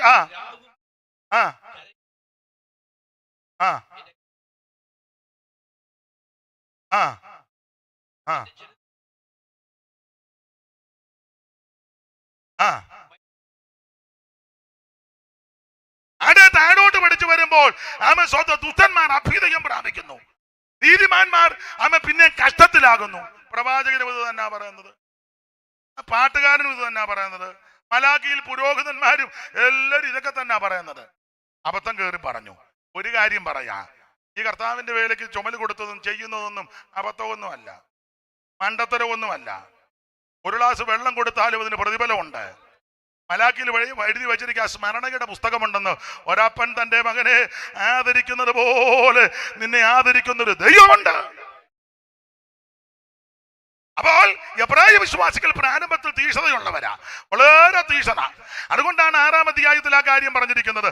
ഇനി ആ തീക്ഷ്ണതയുടെ വിശേഷത ഞാൻ മുമ്പേ വായിച്ച കുറുവാക്യത്തിൽ 10:32. എന്നാൽ നിങ്ങൾക്ക് പ്രകാശനം ലഭിച്ച ശേഷം നിന്ദകളാലും പീഡകളാലും കൂത്തുകാഴ്ചയായി ഭവിച്ചും ആവക അനുഭവിക്കുന്നവർക്ക് കൂട്ടാളികളായി തീർന്നും ഇങ്ങനെ കഷ്ടങ്ങളാൽ വളരെ പോരാട്ടം കഴിച്ച്, അപ്പോൾ പോരാട്ടം കഴിച്ച് ധീരതയോടെ നിന്നവരാ. എന്നാൽ ചില നാളുകൾ കഴിഞ്ഞപ്പോൾ ഇങ്ങനെ മുന്നരെ നിന്നവർ ഇപ്പൊ പുറകിൽ പോയി. പുറകിൽ പോയവരോട് ആ പൗലോസ് പറഞ്ഞ് അടുത്തു വാ. ഇവരെന്നാ പുറകിൽ പോകാൻ കാര്യം? പെട്ടെന്ന് പറയാം. 2 കാരണങ്ങൾ കൊണ്ട് പുറകിൽ പോയി. 1 ദുർമനസാക്ഷി, 2 ശുദ്ധ ഹൃദയവും ഇല്ല. 2 കാരണത്താലാ പുറകോട്ട് പോയത്. ദുർമനസാക്ഷിയും ശുദ്ധ ഹൃദയവും നല്ല ഹൃദയം ഒന്നുമല്ല. ഒരു അനുകമ്പയോ അനുതാപമുള്ള ഹൃദയം ഒന്നുമില്ലല്ലോ. കൂടെയുള്ള വിശ്വാസികളുടെ, കൂട്ടു സഹോദരന്റെ, കൂട്ടുവേലക്കാരുടെ ബുദ്ധിമുട്ടോ ഞെരുക്കമോ കാണാനോ ഗ്രഹിപ്പാനോ ഉള്ള ഹൃദയം ഒന്നും പിണങ്ങാതിരിക്കാൻ ഒരു കാര്യം പറയാം. പിണങ്ങിയാലും എനിക്കൊന്നുമില്ല. 5 കോടിക്ക് വീട് പണിയുന്ന ദേവിച്ചന്റെ സഭയിൽ അടുത്തിരുന്ന് ആരാധിക്കുന്നത് അങ്കച്ചൻ സഹോദരന് 2 മുറി പോലും പണിയാൻ നിർവാഹമില്ലാതെ ഞരങ്ങുക. അങ്കച്ചന് 2 മുറി തേക്കണ്ട, പരുക്കനിടാൻ, മാർബിളൊന്നും വേണ്ട. ദേവിച്ചനും പെമ്പിളയും കൂടെ ഡിസ്കസ് ചെയ്യാനാ ഇറ്റാലിയൻ മാർബിൾ വേണോ രാജസ്ഥാൻ വേണോ. അന്നേരം കൂടെ ആരാധിക്കുന്നത് അങ്കച്ചൻ ചിന്തിക്കുക, മെറ്റില് കിട്ടുമോ, ഇച്ചിരി മണല് കിട്ടുമോ, എന്തിനാ പരുക്കനിടാൻ. എടുക്കപ്പെട്ടതാണോ അതോ അനക്കമില്ലാതിരുന്നതാണോ?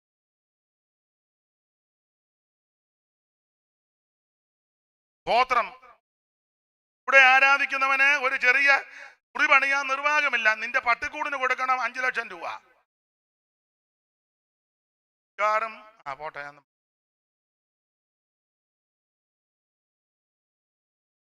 സ്തോത്രം. ഇവിടെ ആരാധിക്കുന്ന സഹോദരന്റെ കുഞ്ഞിനെ സ്കൂളിൽ പോകാൻ നേരത്ത് ബുക്ക് മേടിക്കാനില്ല, നിർവാഹമില്ല, കുട മേടിക്കാൻ. അങ്ങനെ കൊടുക്കുന്നവരൊക്കെ ഉണ്ട്, അവരെ ഓർത്ത് ദൈവത്തെ സ്തുതിക്കുന്നു. എങ്കിലും ചിലരുടെ കാര്യമായി പറയാനേ മനസ്സിലാകുന്നുണ്ടോ വല്ലോ? ഹൃദയമില്ലെന്ന്. നല്ല ഹൃദയമൊന്നും അല്ലിപ്പം. ദൈവത്തിന് മഹത്വം. 2 കാരണത്താൽ അകന്നുപോയി. 1 ദുർമനസാക്ഷി, നല്ല മനസാക്ഷി ഒന്നുമില്ല, ദയൊന്നുമില്ലല്ലോ, അനുകമ്പയില്ലല്ലോ. ഒരു ഭിക്ഷക്കാരൻ വന്നാൽ പോലും 10 രൂപ. ഇപ്പൊ ഭിക്ഷക്കാർക്കും 10 വേണ്ട. കഴിഞ്ഞ ദിവസം ഒരാൾക്ക് ചില്ലറയായിട്ട് 10 ഉള്ളായിരുന്നു, കൊടുത്ത് വേളനെയും ഞാൻ പറഞ്ഞു പിന്നെ തരാന്ന് പറഞ്ഞു. താല്പര്യം അല്ലെങ്കിൽ 10 കിട്ടിയാലും. പേര് പറയുന്നില്ല. നമ്മുടെ ഒരു ഉപദേശി പണ്ട് മരിച്ചു, പഴയ ആളാ. മരിച്ചപ്പോൾ പന്തലിടാനായിട്ട് മിറ്റമെല്ലാം പന്തലിടാൻ നേരത്തെ ഉപദേശിമാരെല്ലാം, കൊച്ചുപദേശിമാരെല്ലാം പൈസ പെറുക്കുക, എല്ലാം 10 പൈസ. ചെറിയ കല്ലുകളാ. കല്ലിനിടയിൽ നിന്നെല്ലാം. പിന്നെ അറിഞ്ഞത് ഏത് ഭിക്ഷക്കാർ വന്നാലും 10 പൈസ കൊടുക്കുക. അയാൾ എറിഞ്ഞേച്ച് അവരങ്ങ് പോകും. ഈ 10 പൈസ ഉള്ള മുറ്റത്ത് മുഴുവൻ എവിടാന്ന് എന്നോട് ചോദിക്കരുത്. ചിലക്ക് മനസ്സിലായി കാണും. ഇവിടെ ജ്ഞാനബുദ്ധി ആവശ്യം. അത് 10 പൈസ കൊടുക്കത്തില്ലല്ലോ.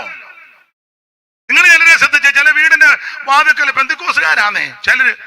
യഹോവയാൽ അനുഗ്രഹിക്കപ്പെട്ടവനെ എന്തിന് പുറത്ത് നിൽക്കുന്നു? പറ. അകത്ത് വരിക. എന്നാ ചെല്ലാ നിയമം ഗേറ്റായി വെച്ചിരിക്കുക, പട്ടിയുണ്ട് സൂക്ഷിക്കുക. എന്തിനാടാ ഇത് രണ്ടും കൂടെ എഴുതി വെച്ചേക്കുന്നേ? വെടിവെക്കുകയും തല്ലിക്കൊല്ലുകയും കൂടെ. ഒന്നേ വെടിവെച്ച് കൊല്ലണം, ഇല്ല തല്ലിക്കൊല്ലണം. എന്നെ നിങ്ങൾ എന്നെ ഇങ്ങനെ സ്പർദ്ധിച്ചു നോക്കുന്നേ? ദൈവത്തിന് മഹത്വം. ആ ഭാഗം ഞാനങ്ങ് വിടുക. രണ്ട് കാരണത്താൽ അകന്നുപോയി. ഒന്ന്, ശുദ്ധ ഹൃദയമില്ല. രണ്ട്, ദുർമനസാക്ഷി. ഇതുകൊണ്ടാണ് ഇവർ അകന്നത്. ഒരു കാലത്ത് അടുത്ത് നിന്നവരാ, കാലക്രമേണ അകന്നു. അകന്നു പോയവരങ്ങ് പോട്ടെന്ന്, ഒടുങ്ങിപ്പോകട്ടെന്നല്ല. അവരോട് പറയാ, നിങ്ങൾ അകന്ന് നിൽക്കാതെ, ദൂരെ നിൽക്കാതെ ഇന്ന് രാത്രി അടുത്തു വാ. അടുത്തു വരാൻ പറയുമ്പോൾ 2, 3 കാരണങ്ങൾ ചൂണ്ടിക്കാണിച്ചാ ഇവരെ വിളിക്കുന്നത്. നിങ്ങൾ അറച്ചു നിൽക്കരുത്, മടിച്ചു നിൽക്കരുത്, അകന്നു നിൽക്കരുത്. 3 കാര്യം ചൂണ്ടിക്കാണിച്ചു. വിവരിക്കാൻ നേരമില്ല. ഒന്ന്, യേശു ക്രിസ്തു തന്റെ ദേഹമെന്ന തിരശീല ചീന്തി ഒരു പുത്തൻ വഴി ഒരുക്കിയിട്ടിട്ടുണ്ട്. ഇത് പഴയ വഴി മെയിൻറ്റെയിൻ ചെയ്തൊന്നുമല്ല. ഇത് യഹൂദന്മാരുടെ വഴിയൊന്നുമല്ല, പാരമ്പര്യത്തിന്റെ വഴിയല്ല. ഇത് തോമാശ്ലീഹ വന്നപ്പം വെട്ടി തുറന്ന വഴിയൊന്നുമല്ല. അങ്ങനെയൊക്കെ വന്നെന്നൊക്കെ ചിലര് പറയുന്നു. 7 പള്ളി പണിതെന്നോ, പിന്നെ കുരിശതിലേ പോയെന്നോ, കുരിശ് കൊണ്ട് കടവിന്റെ അവിടെ കണ്ടെടുത്തു. ഉടനെ അവരൊരു പേര് വിട്ടു, തോമത്ത് കടവ്. പിന്നെ കുളത്തരം പറയുന്നതിന് കുറെ അതിരില്ലേ?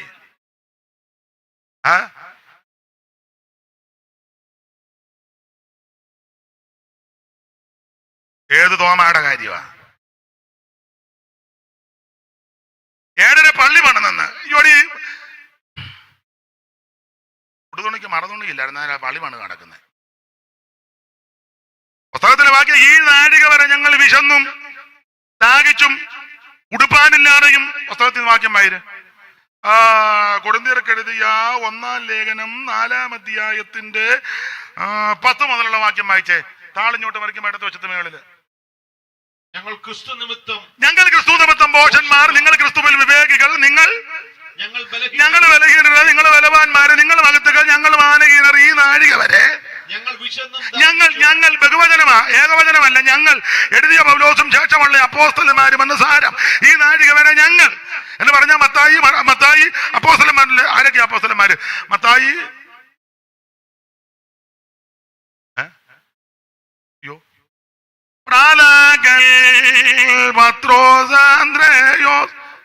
ചൊല്ലിട്ടില്ലേ?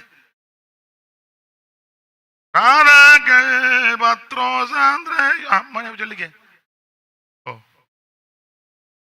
ബർത്തലോമായി, മത്തായി, പിന്നെ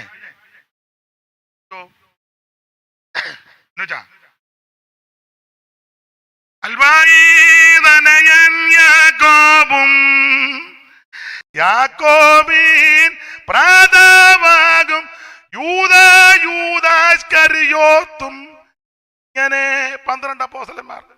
അതാ അപ്പോസ്തലന്മാർ. ഞങ്ങൾ ഈ നാഴിക വരെ ഞങ്ങൾ അയച്ചോ. ഈ നാഴിക വരെ ഞങ്ങൾ വിശന്ന്. അപ്പോസ്തലന്മാരുടെ ആരംഭകാലത്തെ വിശന്നും പിന്നെ ദാഹിച്ചും ഉടുപ്പാനില്ലാതെ. ഉടുതുണിക്ക് മറുതുണിയില്ല. എന്നാലും പത്രോസിന്റെയും തോമാച്ചന്റെയും തുണിയുടെ അയ്യരുകളിയാ. ഉള്ള തുണി മുഴുവൻ കേരളത്തിലോട്ടാ വരുന്നത്. ഓടിച്ചിരം കൊണ്ട് ആരുടെ? അത് പത്രോസിന്റെ തുണി. അത് നിങ്ങൾ പറഞ്ഞു ഞങ്ങൾക്ക് ഇല്ലായിരുന്നേ. ഉടുത്ത തുണിയല്ലാതെ വേറെ അങ്ങനെ ഞാൻ എഴുതിയാണോ? നിങ്ങൾ വായിച്ചേ. ഇവിടെ പോയിട്ട് ഞാനിപ്പോ എഴുതിയാന്ന് തോന്നുന്നു. ഈ നാഴിക വരെ ഞങ്ങൾ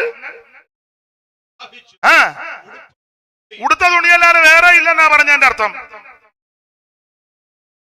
ഞാൻ എന്നെയും കൂടെ പ്രതിയാക്കി പറയാൻ കേട്ടിട്ടുണ്ട്. ഭക്തനായ സൈമൺ സാറിനെ പറ്റി ഒരു സാക്ഷ്യം ഞാൻ കേട്ടത്, 2 ജോഡി തുണിയേ ഉള്ളായിരുന്നു. അതിലൊരു ജോഡി ഭാര്യയോട് പറഞ്ഞു കഴുകി വെക്കണം, വൈകിട്ടൊരു യോഗമുണ്ടെന്ന്. ഈ കൊച്ചമ്മ തിരക്കോ ബത്തപ്പാട് കൊണ്ടോ കഴുകാനൊത്തില്ല. പകലത്തെ യോഗം കഴിഞ്ഞ് വന്നപ്പോൾ അത് മുഷിഞ്ഞു, ഇട്ടതും മുഷിഞ്ഞു. അദ്ദേഹം ആറ്റി ചെന്ന് ആറാട്ടുകട അപ്പുറം വേണം യോഗത്തിന് പോകാൻ. വെള്ളത്തിലിറങ്ങി കുളിക്കുന്നതിന് മുന്നേ ഇട്ട ഒരു ജോഡി തുണി കുത്തിപ്പിഴിഞ്ഞ് മണപ്പരപ്പിലോട്ട് ഇട്ടേച്ച് തോർത്തൊടുത്ത് വെള്ളത്തിൽ അല്പനേരം കിടന്നു ഇത് ഉണങ്ങാൻ. കയറി തോർത്തി വെച്ച് അത് അല്പം നനവുണ്ട്, അത് ഇട്ടോണ്ട് ആറാട്ടുപുഴ യോഗത്തിന് ഞാൻ അവിടെ ചെന്നപ്പോ ഉണങ്ങി.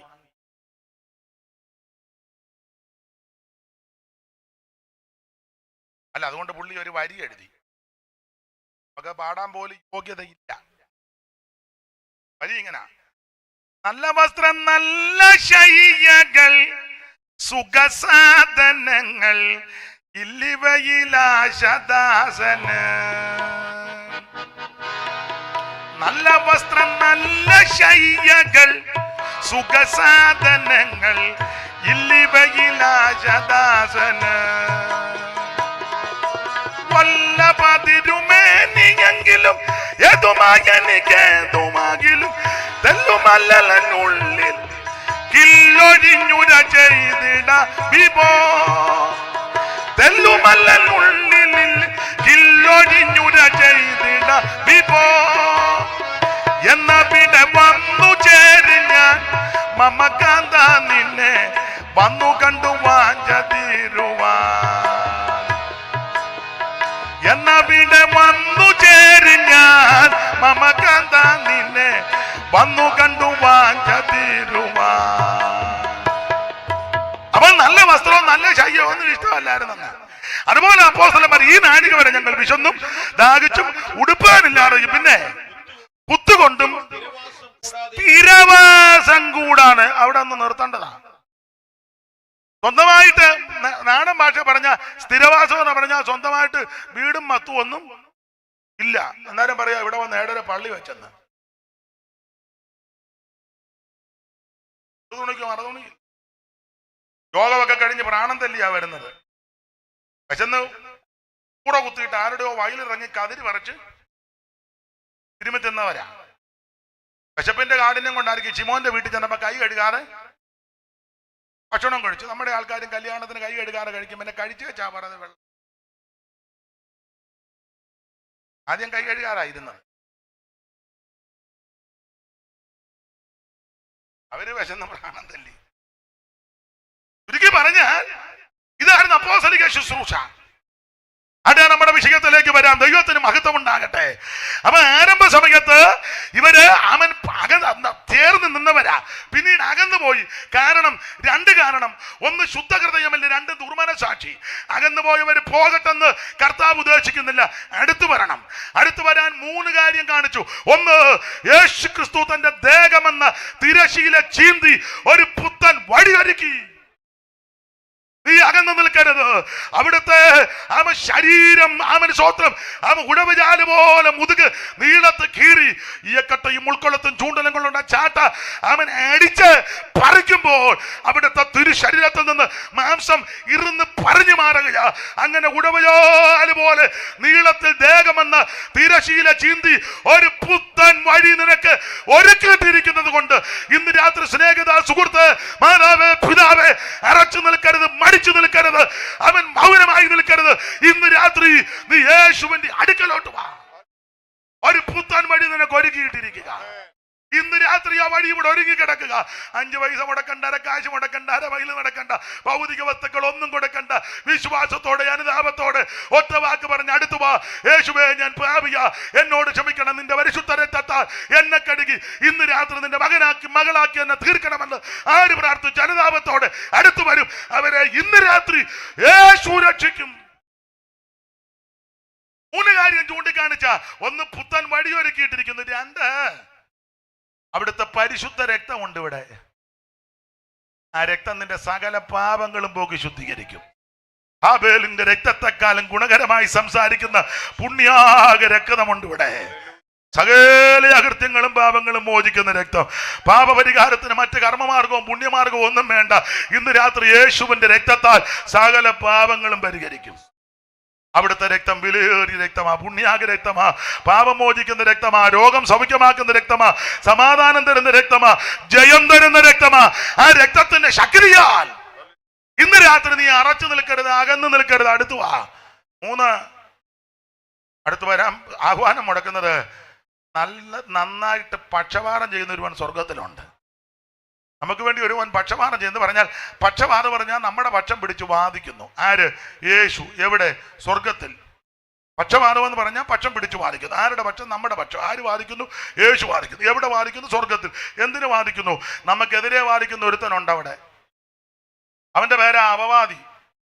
അവന്റെ ശിങ്കിടികൾ നമ്മുടെ നാട്ടിലും സഭയിലും ഒക്കെ സെൻട്രലിലും ഉണ്ട്, സ്റ്റേറ്റിലും ഉണ്ട്, ജനറലിലും ഉണ്ട്. പേരൊന്നും പറയണ്ട, ഞാൻ അതൊരു പറഞ്ഞൊരു അലോഗ്യം ഉണ്ട്. അപ്പോൾ എനിക്ക് നിങ്ങൾക്കെതിരെ അപമാനം പറയുന്ന അപവാദിയാകുന്ന പിശാചി ചെല്ലുമ്പോൾ നിരാശപ്പെടരുത്. നിനക്ക് വേണ്ടി പക്ഷപാതം ചെയ്യുന്ന ഒരുവൻ സ്വർഗത്തിലുണ്ട്. നമ്മളൊരു പഴയ പാട്ട് പാടുകല്ലേ, ദാതൻ സന്നിധിയിൽ പേർക്കു സദാ പക്ഷവാദം ചെയ്യുന്ന പക്ഷവാദം.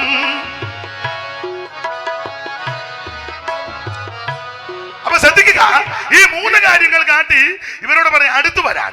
പിന്നെ അടുത്തു വരുമ്പം ശുദ്ധീകരണം ഉണ്ടായിരിക്കണം. 2 വിധത്തിലെ ശുദ്ധീകരണം. ഒന്നുകൂടെ പറയാൻ, 2 കാരണങ്ങളാൽ അകന്നു പോയി, 3 കാരണങ്ങൾ കാണിച്ചവരെ ഇങ്ങോട്ട് വിളിക്കുന്നു. ഇങ്ങോട്ട് വരുമ്പോൾ 2 വിധത്തിലെ ശുദ്ധീകരണം നടക്കണം. 1 ആന്തരിക ശുദ്ധീകരണം, 2 ബാഹ്യ ശുദ്ധീകരണം. ആന്തരിക ശുദ്ധീകരണത്തിന്റെ തെളിവാണ് ഹൃദയങ്ങളിൽ തളിക്കണമെന്ന്. ഹൃദയാകത്തല്ലയോ യേശുവിന്റെ രക്തം ഹൃദയത്തിൽ തളിക്കണം. ആന്തരിക ശുദ്ധീകരണം. ബാഹ്യ ശുദ്ധീകരണം അതിന് തെളിവാണ് ശുദ്ധവെള്ളത്താൽ ശരീരം കഴുകണം. ശുദ്ധവെള്ളം എന്ന് അവിടെ ഉദ്ദേശിക്കുന്നത് മായമില്ലാത്ത വചനം. അതാ ശുദ്ധവെള്ളം. നമ്മളൊരു പഴയ പാട്ടിന്റെ വരി ഇങ്ങനെ ഉണ്ടല്ലോ, പോഷിപ്പിക്ക പത്യവചനമാം ക്ഷീരത്താൽ നിർമ്മല തോയം നിത്യം കുടിപ്പിച്ച് നിർമ്മല തോയം. അവിടെ നേരം പോയി. നിർമ്മല തോയം. വെള്ളം, വെള്ളത്തിന്റെ പര്യായമാ.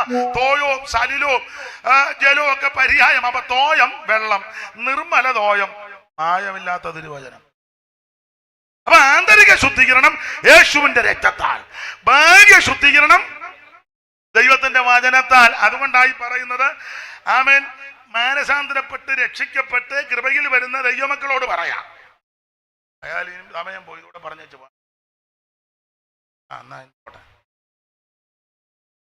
രക്ഷിക്കപ്പെട്ട് ഇതിനകത്ത് വന്നു കഴിഞ്ഞാൽ, ഇതിനകത്ത് കയറി കഴിഞ്ഞാൽ മായമില്ലാത്ത വചനം പറയണം. മായമില്ലാത്ത ദൈവത്തിന്റെ വചനം പറഞ്ഞെങ്കിലേ ഭാഗ്യ ശുദ്ധീകരണം ഉണ്ടാകൂ. 2 ശുദ്ധീകരണവും ദൈവം ഇഷ്ടപ്പെടുന്നു. ആന്തരിക ശുദ്ധീകരണവും ഭാഗ്യ ശുദ്ധീകരണം 2 ദൈവത്തിന് ഇഷ്ടമാണ്. അതിന് തെളിവായിട്ടാ കർത്താവ് പരീശന്മാരോടും ശാസ്ത്രിമാരോടും പറഞ്ഞു, നിങ്ങൾ കിണ്ടികിണ്ണങ്ങളുടെ പുറം എന്നിട്ടോ അകമോ. അപ്പൊ അതിന്റെ അർത്ഥം എന്നാ? അകവും പുറവും വെടിപ്പാകണം. ആത്തൂച്ച ഇതിന് ഉള്ളോ? ഉള്ളതാട്ടെ, നീങ്ങി കിടക്കുക. ഹോട്ടലസ് ഉണ്ടോ? ഏതായാലും തീരാൻ പോവാന്ന്. 2 വിധത്തിലെ ശുദ്ധീകരണം. 1 ആന്തരിക ശുദ്ധീകരണം, അത് യേശുവിന്റെ രക്തത്താലാ. 2 ബാഹ്യ ശുദ്ധീകരണം, അത് ദൈവത്തിന്റെ വചനത്താൽ. അപ്പോൾ അകവും പുറവും ഒരുപോലെ വെടിപ്പാകണം. 2ഉം ദൈവത്തിന് ഇഷ്ടമാണ്. ചിലർ പറയുന്നത് അകം മാത്രം വെടിപ്പായാ മതി. അല്ല, പുറവും വെടിപ്പാകണം. ചിലർ പറയുന്നത് അകം ആരറിയാനാ, പുറവല്ല മിനുക്കിയാ മതി. അല്ല, അകവും വെടിപ്പാകണം. അത് 2ഉം നമ്മുടെ കർത്താവിന് ഇഷ്ടമാണ്. ഇന്ന് രാത്രി എന്നെ കേൾക്കുന്ന പ്രിയരെ, അകവും പുറവും ഒരുപോലെ സ്തോത്രം വെടിപ്പാകണം. അത് ദൈവത്തിന് ഇഷ്ടമാണ്. 2 വിധത്തിലെ ശുദ്ധീകരണം. ആ ശുദ്ധീകരണത്തോട് വേണം അടുത്തു വരാൻ. അങ്ങനെ അടുത്തു വന്നവർക്ക് പ്രത്യാശയുടെ വചനമാ 32 മുതൽ പൂർവകാലവും വർത്തമാനകാലവും ഭാവികാലവും ഓർക്കണം. വിവരിക്കുന്നില്ല. അതിൽ ഭാവികാലം എന്തുവാന്ന് 37-ാം വാക്യത്തിലുണ്ട്. അത് പറഞ്ഞങ്ങ് നിർത്തുക. പ്രസംഗിക്കുന്നില്ല, നിർത്തുക. ദൈവത്തിന് മഹത്വം. ഇനി എത്രയും അല്പകാലം കഴിഞ്ഞിട്ട് വരുവാനുള്ളവൻ വരും. അതാ നമ്മുടെ ഭാവി കാലം. സദൃശവാക്യത്തിൽ വായിക്കുന്നത് ആ സാമർത്ഥ്യമുള്ള സ്ത്രീയെ പറ്റി പറയുക. നന്നാ രാവിലെ എഴുന്നേക്കും, വീട്ടിലുള്ളവർക്ക് ആഹാരം കൊടുക്കും, അവളെ എല്ലാവരെയും സൂക്ഷിച്ച് നോക്കുന്നു. സൂക്ഷിച്ചൊക്കെ നോക്കണം. സാമർത്ഥ്യമുള്ള സ്ത്രീയെ, സഭയെ എല്ലാവരെയൊക്കെ ഒന്ന് സൂക്ഷിച്ച് നോക്കണം. പറയാ ആരാ താമസിക്കുന്നത്, അവനുമായിട്ട് വേണ്ടിയിട്ട് കൊല്ലമായി. പിന്നെ നോക്കുന്നുണ്ട്, വല്ലാത്ത നോട്ടം. സൂക്ഷിച്ചൊക്കെ നോക്കണേ. സാമർഥ്യമുള്ള സ്ത്രീയെ സൂക്ഷിച്ചു നോക്കും. വീട്ടിലുള്ളവർക്കെല്ലാം ആഹാരം, അല്ല തന്നെ ചായ ഇട്ട് കുടിക്കുകയല്ല, വെളുപ്പിനെ എഴുന്നേറ്റ് തന്നെ ഒരു ചായ പാല് ചേർത്ത് കൂട്ടി. പ്രായമുള്ള തള്ളയും തന്തയും അവിടെ കിടക്കുക, അത് അവർക്ക് ഇഷ്ടമല്ല. വീട്ടിലുള്ളവർക്കെല്ലാം ആഹാരം കൊടുക്കണം, എല്ലാവരെയും സൂക്ഷിച്ച് നോക്കും. നന്നാ രാവിലെ 8:30 ആകുമ്പോൾ മനമേ പക്ഷി കളിയാക്കിയ പൊടി, ഞാൻ 5 മണിക്ക് എഴുന്നേറ്റാന്ന് പറയും.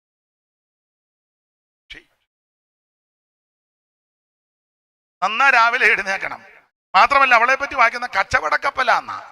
ഇപ്പൊ കച്ചവടക്കപ്പലല്ല, പണ്ട് അച്ചായൻ പറഞ്ഞതുപോലെ പടക്കപ്പല. പടക്കപ്പലിന് പീരങ്കിയല്ലേ 4 വശത്തും. അവൻ ഡാണാപ്പടി കൂടെ വന്നാലും പീരങ്കി, ഏത് വശത്തൂടെ വന്നാലും പടക്കപ്പലല്ല, കച്ചവടക്കപ്പല. അങ്ങനെയുള്ള സാമർഥ്യമുള്ള സ്ത്രീയെ പറ്റി പറയാ, അവൾ ഭാവികാലം ഓർത്ത് പുഞ്ചിരി തൂകുക. നമ്മുടെ ഭാവികാലം ഇനി എത്രയും അല്പകാലം കഴിഞ്ഞിട്ട് വരുവാനുള്ളവൻ വരും. തനിക്കായി കാത്തു നിൽക്കുന്ന വിശുദ്ധന്മാരുടെ രക്ഷയ്ക്ക് പാപം കൂടാതെ രണ്ടാമനും പ്രത്യക്ഷപ്പെടും. ചിലർ താമസമെന്ന് വിചാരിക്കുന്നത് പോലെ കർത്താവ് തന്റെ വാഗ്ദത്തം നിവർത്തിപ്പാൻ താമസിക്കുന്നില്ല. ചിലർ മാനസാന്തരപ്പെടുവാൻ ഇച്ഛിച്ച് അവിടുന്ന് ദീർഘക്ഷമ കാണിക്കുക. കർത്താവ് തൻ ഗംഭീരനാദത്തോടും പ്രധാന ദൂതന്റെ ശബ്ദത്തോടും ദൈവത്തിന്റെ കാഹളത്തോടും കൂടെ സ്വർഗത്തിൽ നിറങ്ങി വരും. ഇതാണ് നമ്മുടെ ഭാവി പ്രത്യാശ. ആ വാക്യങ്ങൾ ഒടുവിൽ പറയുക, ഇങ്ങനെ നാം എപ്പോഴും നമ്മുടെ കർത്താവിനോട് കൂടെ ഇരിക്കും. ഈ വചനങ്ങളെ കൊണ്ട് അന്യോന്യം ആശ്വസിപ്പിച്ചുകൊള്ളുവീൻ. പൂർവ്വകാലം ഒന്ന് ഓർക്കണേ. ദൈവം നിന്നെ രക്ഷിച്ചല്ലോ, ദൈവം നിന്നെ വിടിവിച്ചല്ലോ, ദൈവം നിന്നെ സൂക്ഷിച്ചല്ലോ. അപകടങ്ങൾ അനർത്ഥങ്ങൾ പതിയിരുന്നപ്പോൾ അതിൽ നിന്നെല്ലാം വിടുവിച്ച് പാപത്തിന്റെ പടുകുടിയിൽ നിന്ന്, പിശാചിന്റെ പിടിയിൽ നിന്ന്, നാശകന്റെ കയ്യിൽ നിന്ന്, പാപത്തിന്റെ ദാസന്മാരായി പാതാളത്തിന്റെ ആടുകളായി മൃത്യു നമ്മെ മേഘിച്ച കാലഘട്ടത്തിൽ നിന്ന്, പണ്ടത്തെ കാലം എന്നൊക്കെയാ കൊടുത്തിരിക്കുന്നത്. അജ്ഞാനകാലം, മണ്ണത്തെ കാലം, പൂർവ്വകാലം, ഈ കാലത്തിൽ നിന്ന് യേശുക്രിസ്തു മുഖാന്തരം നമ്മെ രക്ഷിച്ച് മക്കളും അവകാശങ്ങളാക്കി തീർത്ത് അവൻ ഈ കൃപയിൽ കൊണ്ടുവന്ന ദൈവവൈതലേ, നിന്റെ ഭാവി കാലം ഓർത്ത് നീ പുഞ്ചിരി തൂകണം. ഈ കഷ്ടതകളും ദുരിതങ്ങളും ദുഃഖങ്ങളും ക്ലേശങ്ങളും മാറും.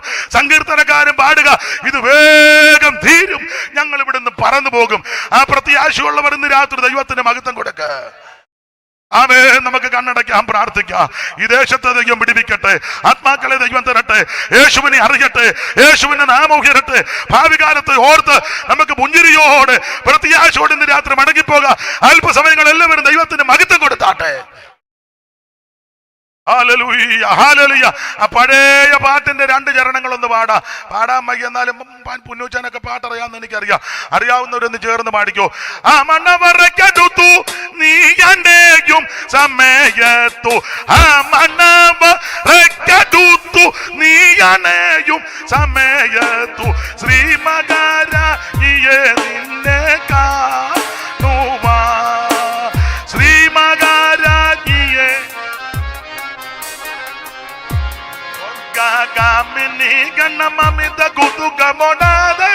അരികെ വരും തവ കൈകളെ കാന്തൻ പിടിക്കും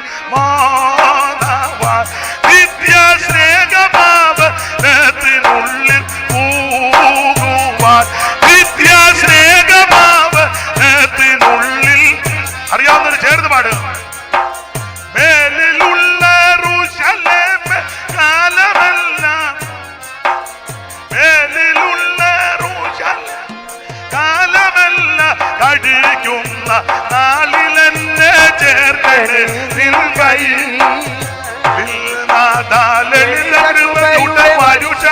ദിനമനുഭവി പതിനരുളനെ സഭയാകുമി പുഷ്പമാസാധു നിന്റെ ബാലന അല്ലാതെ നിന്റെ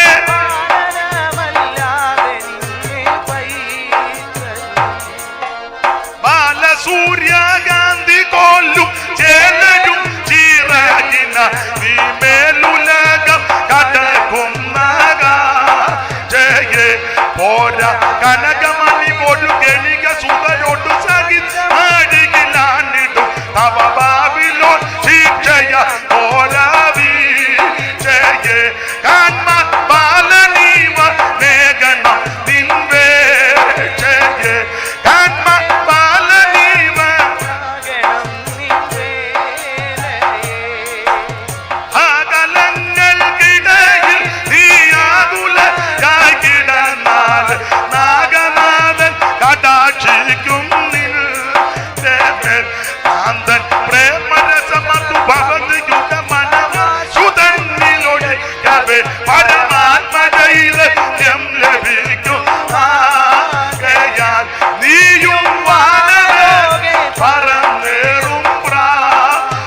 പോൽ നീയും വാനലോകെ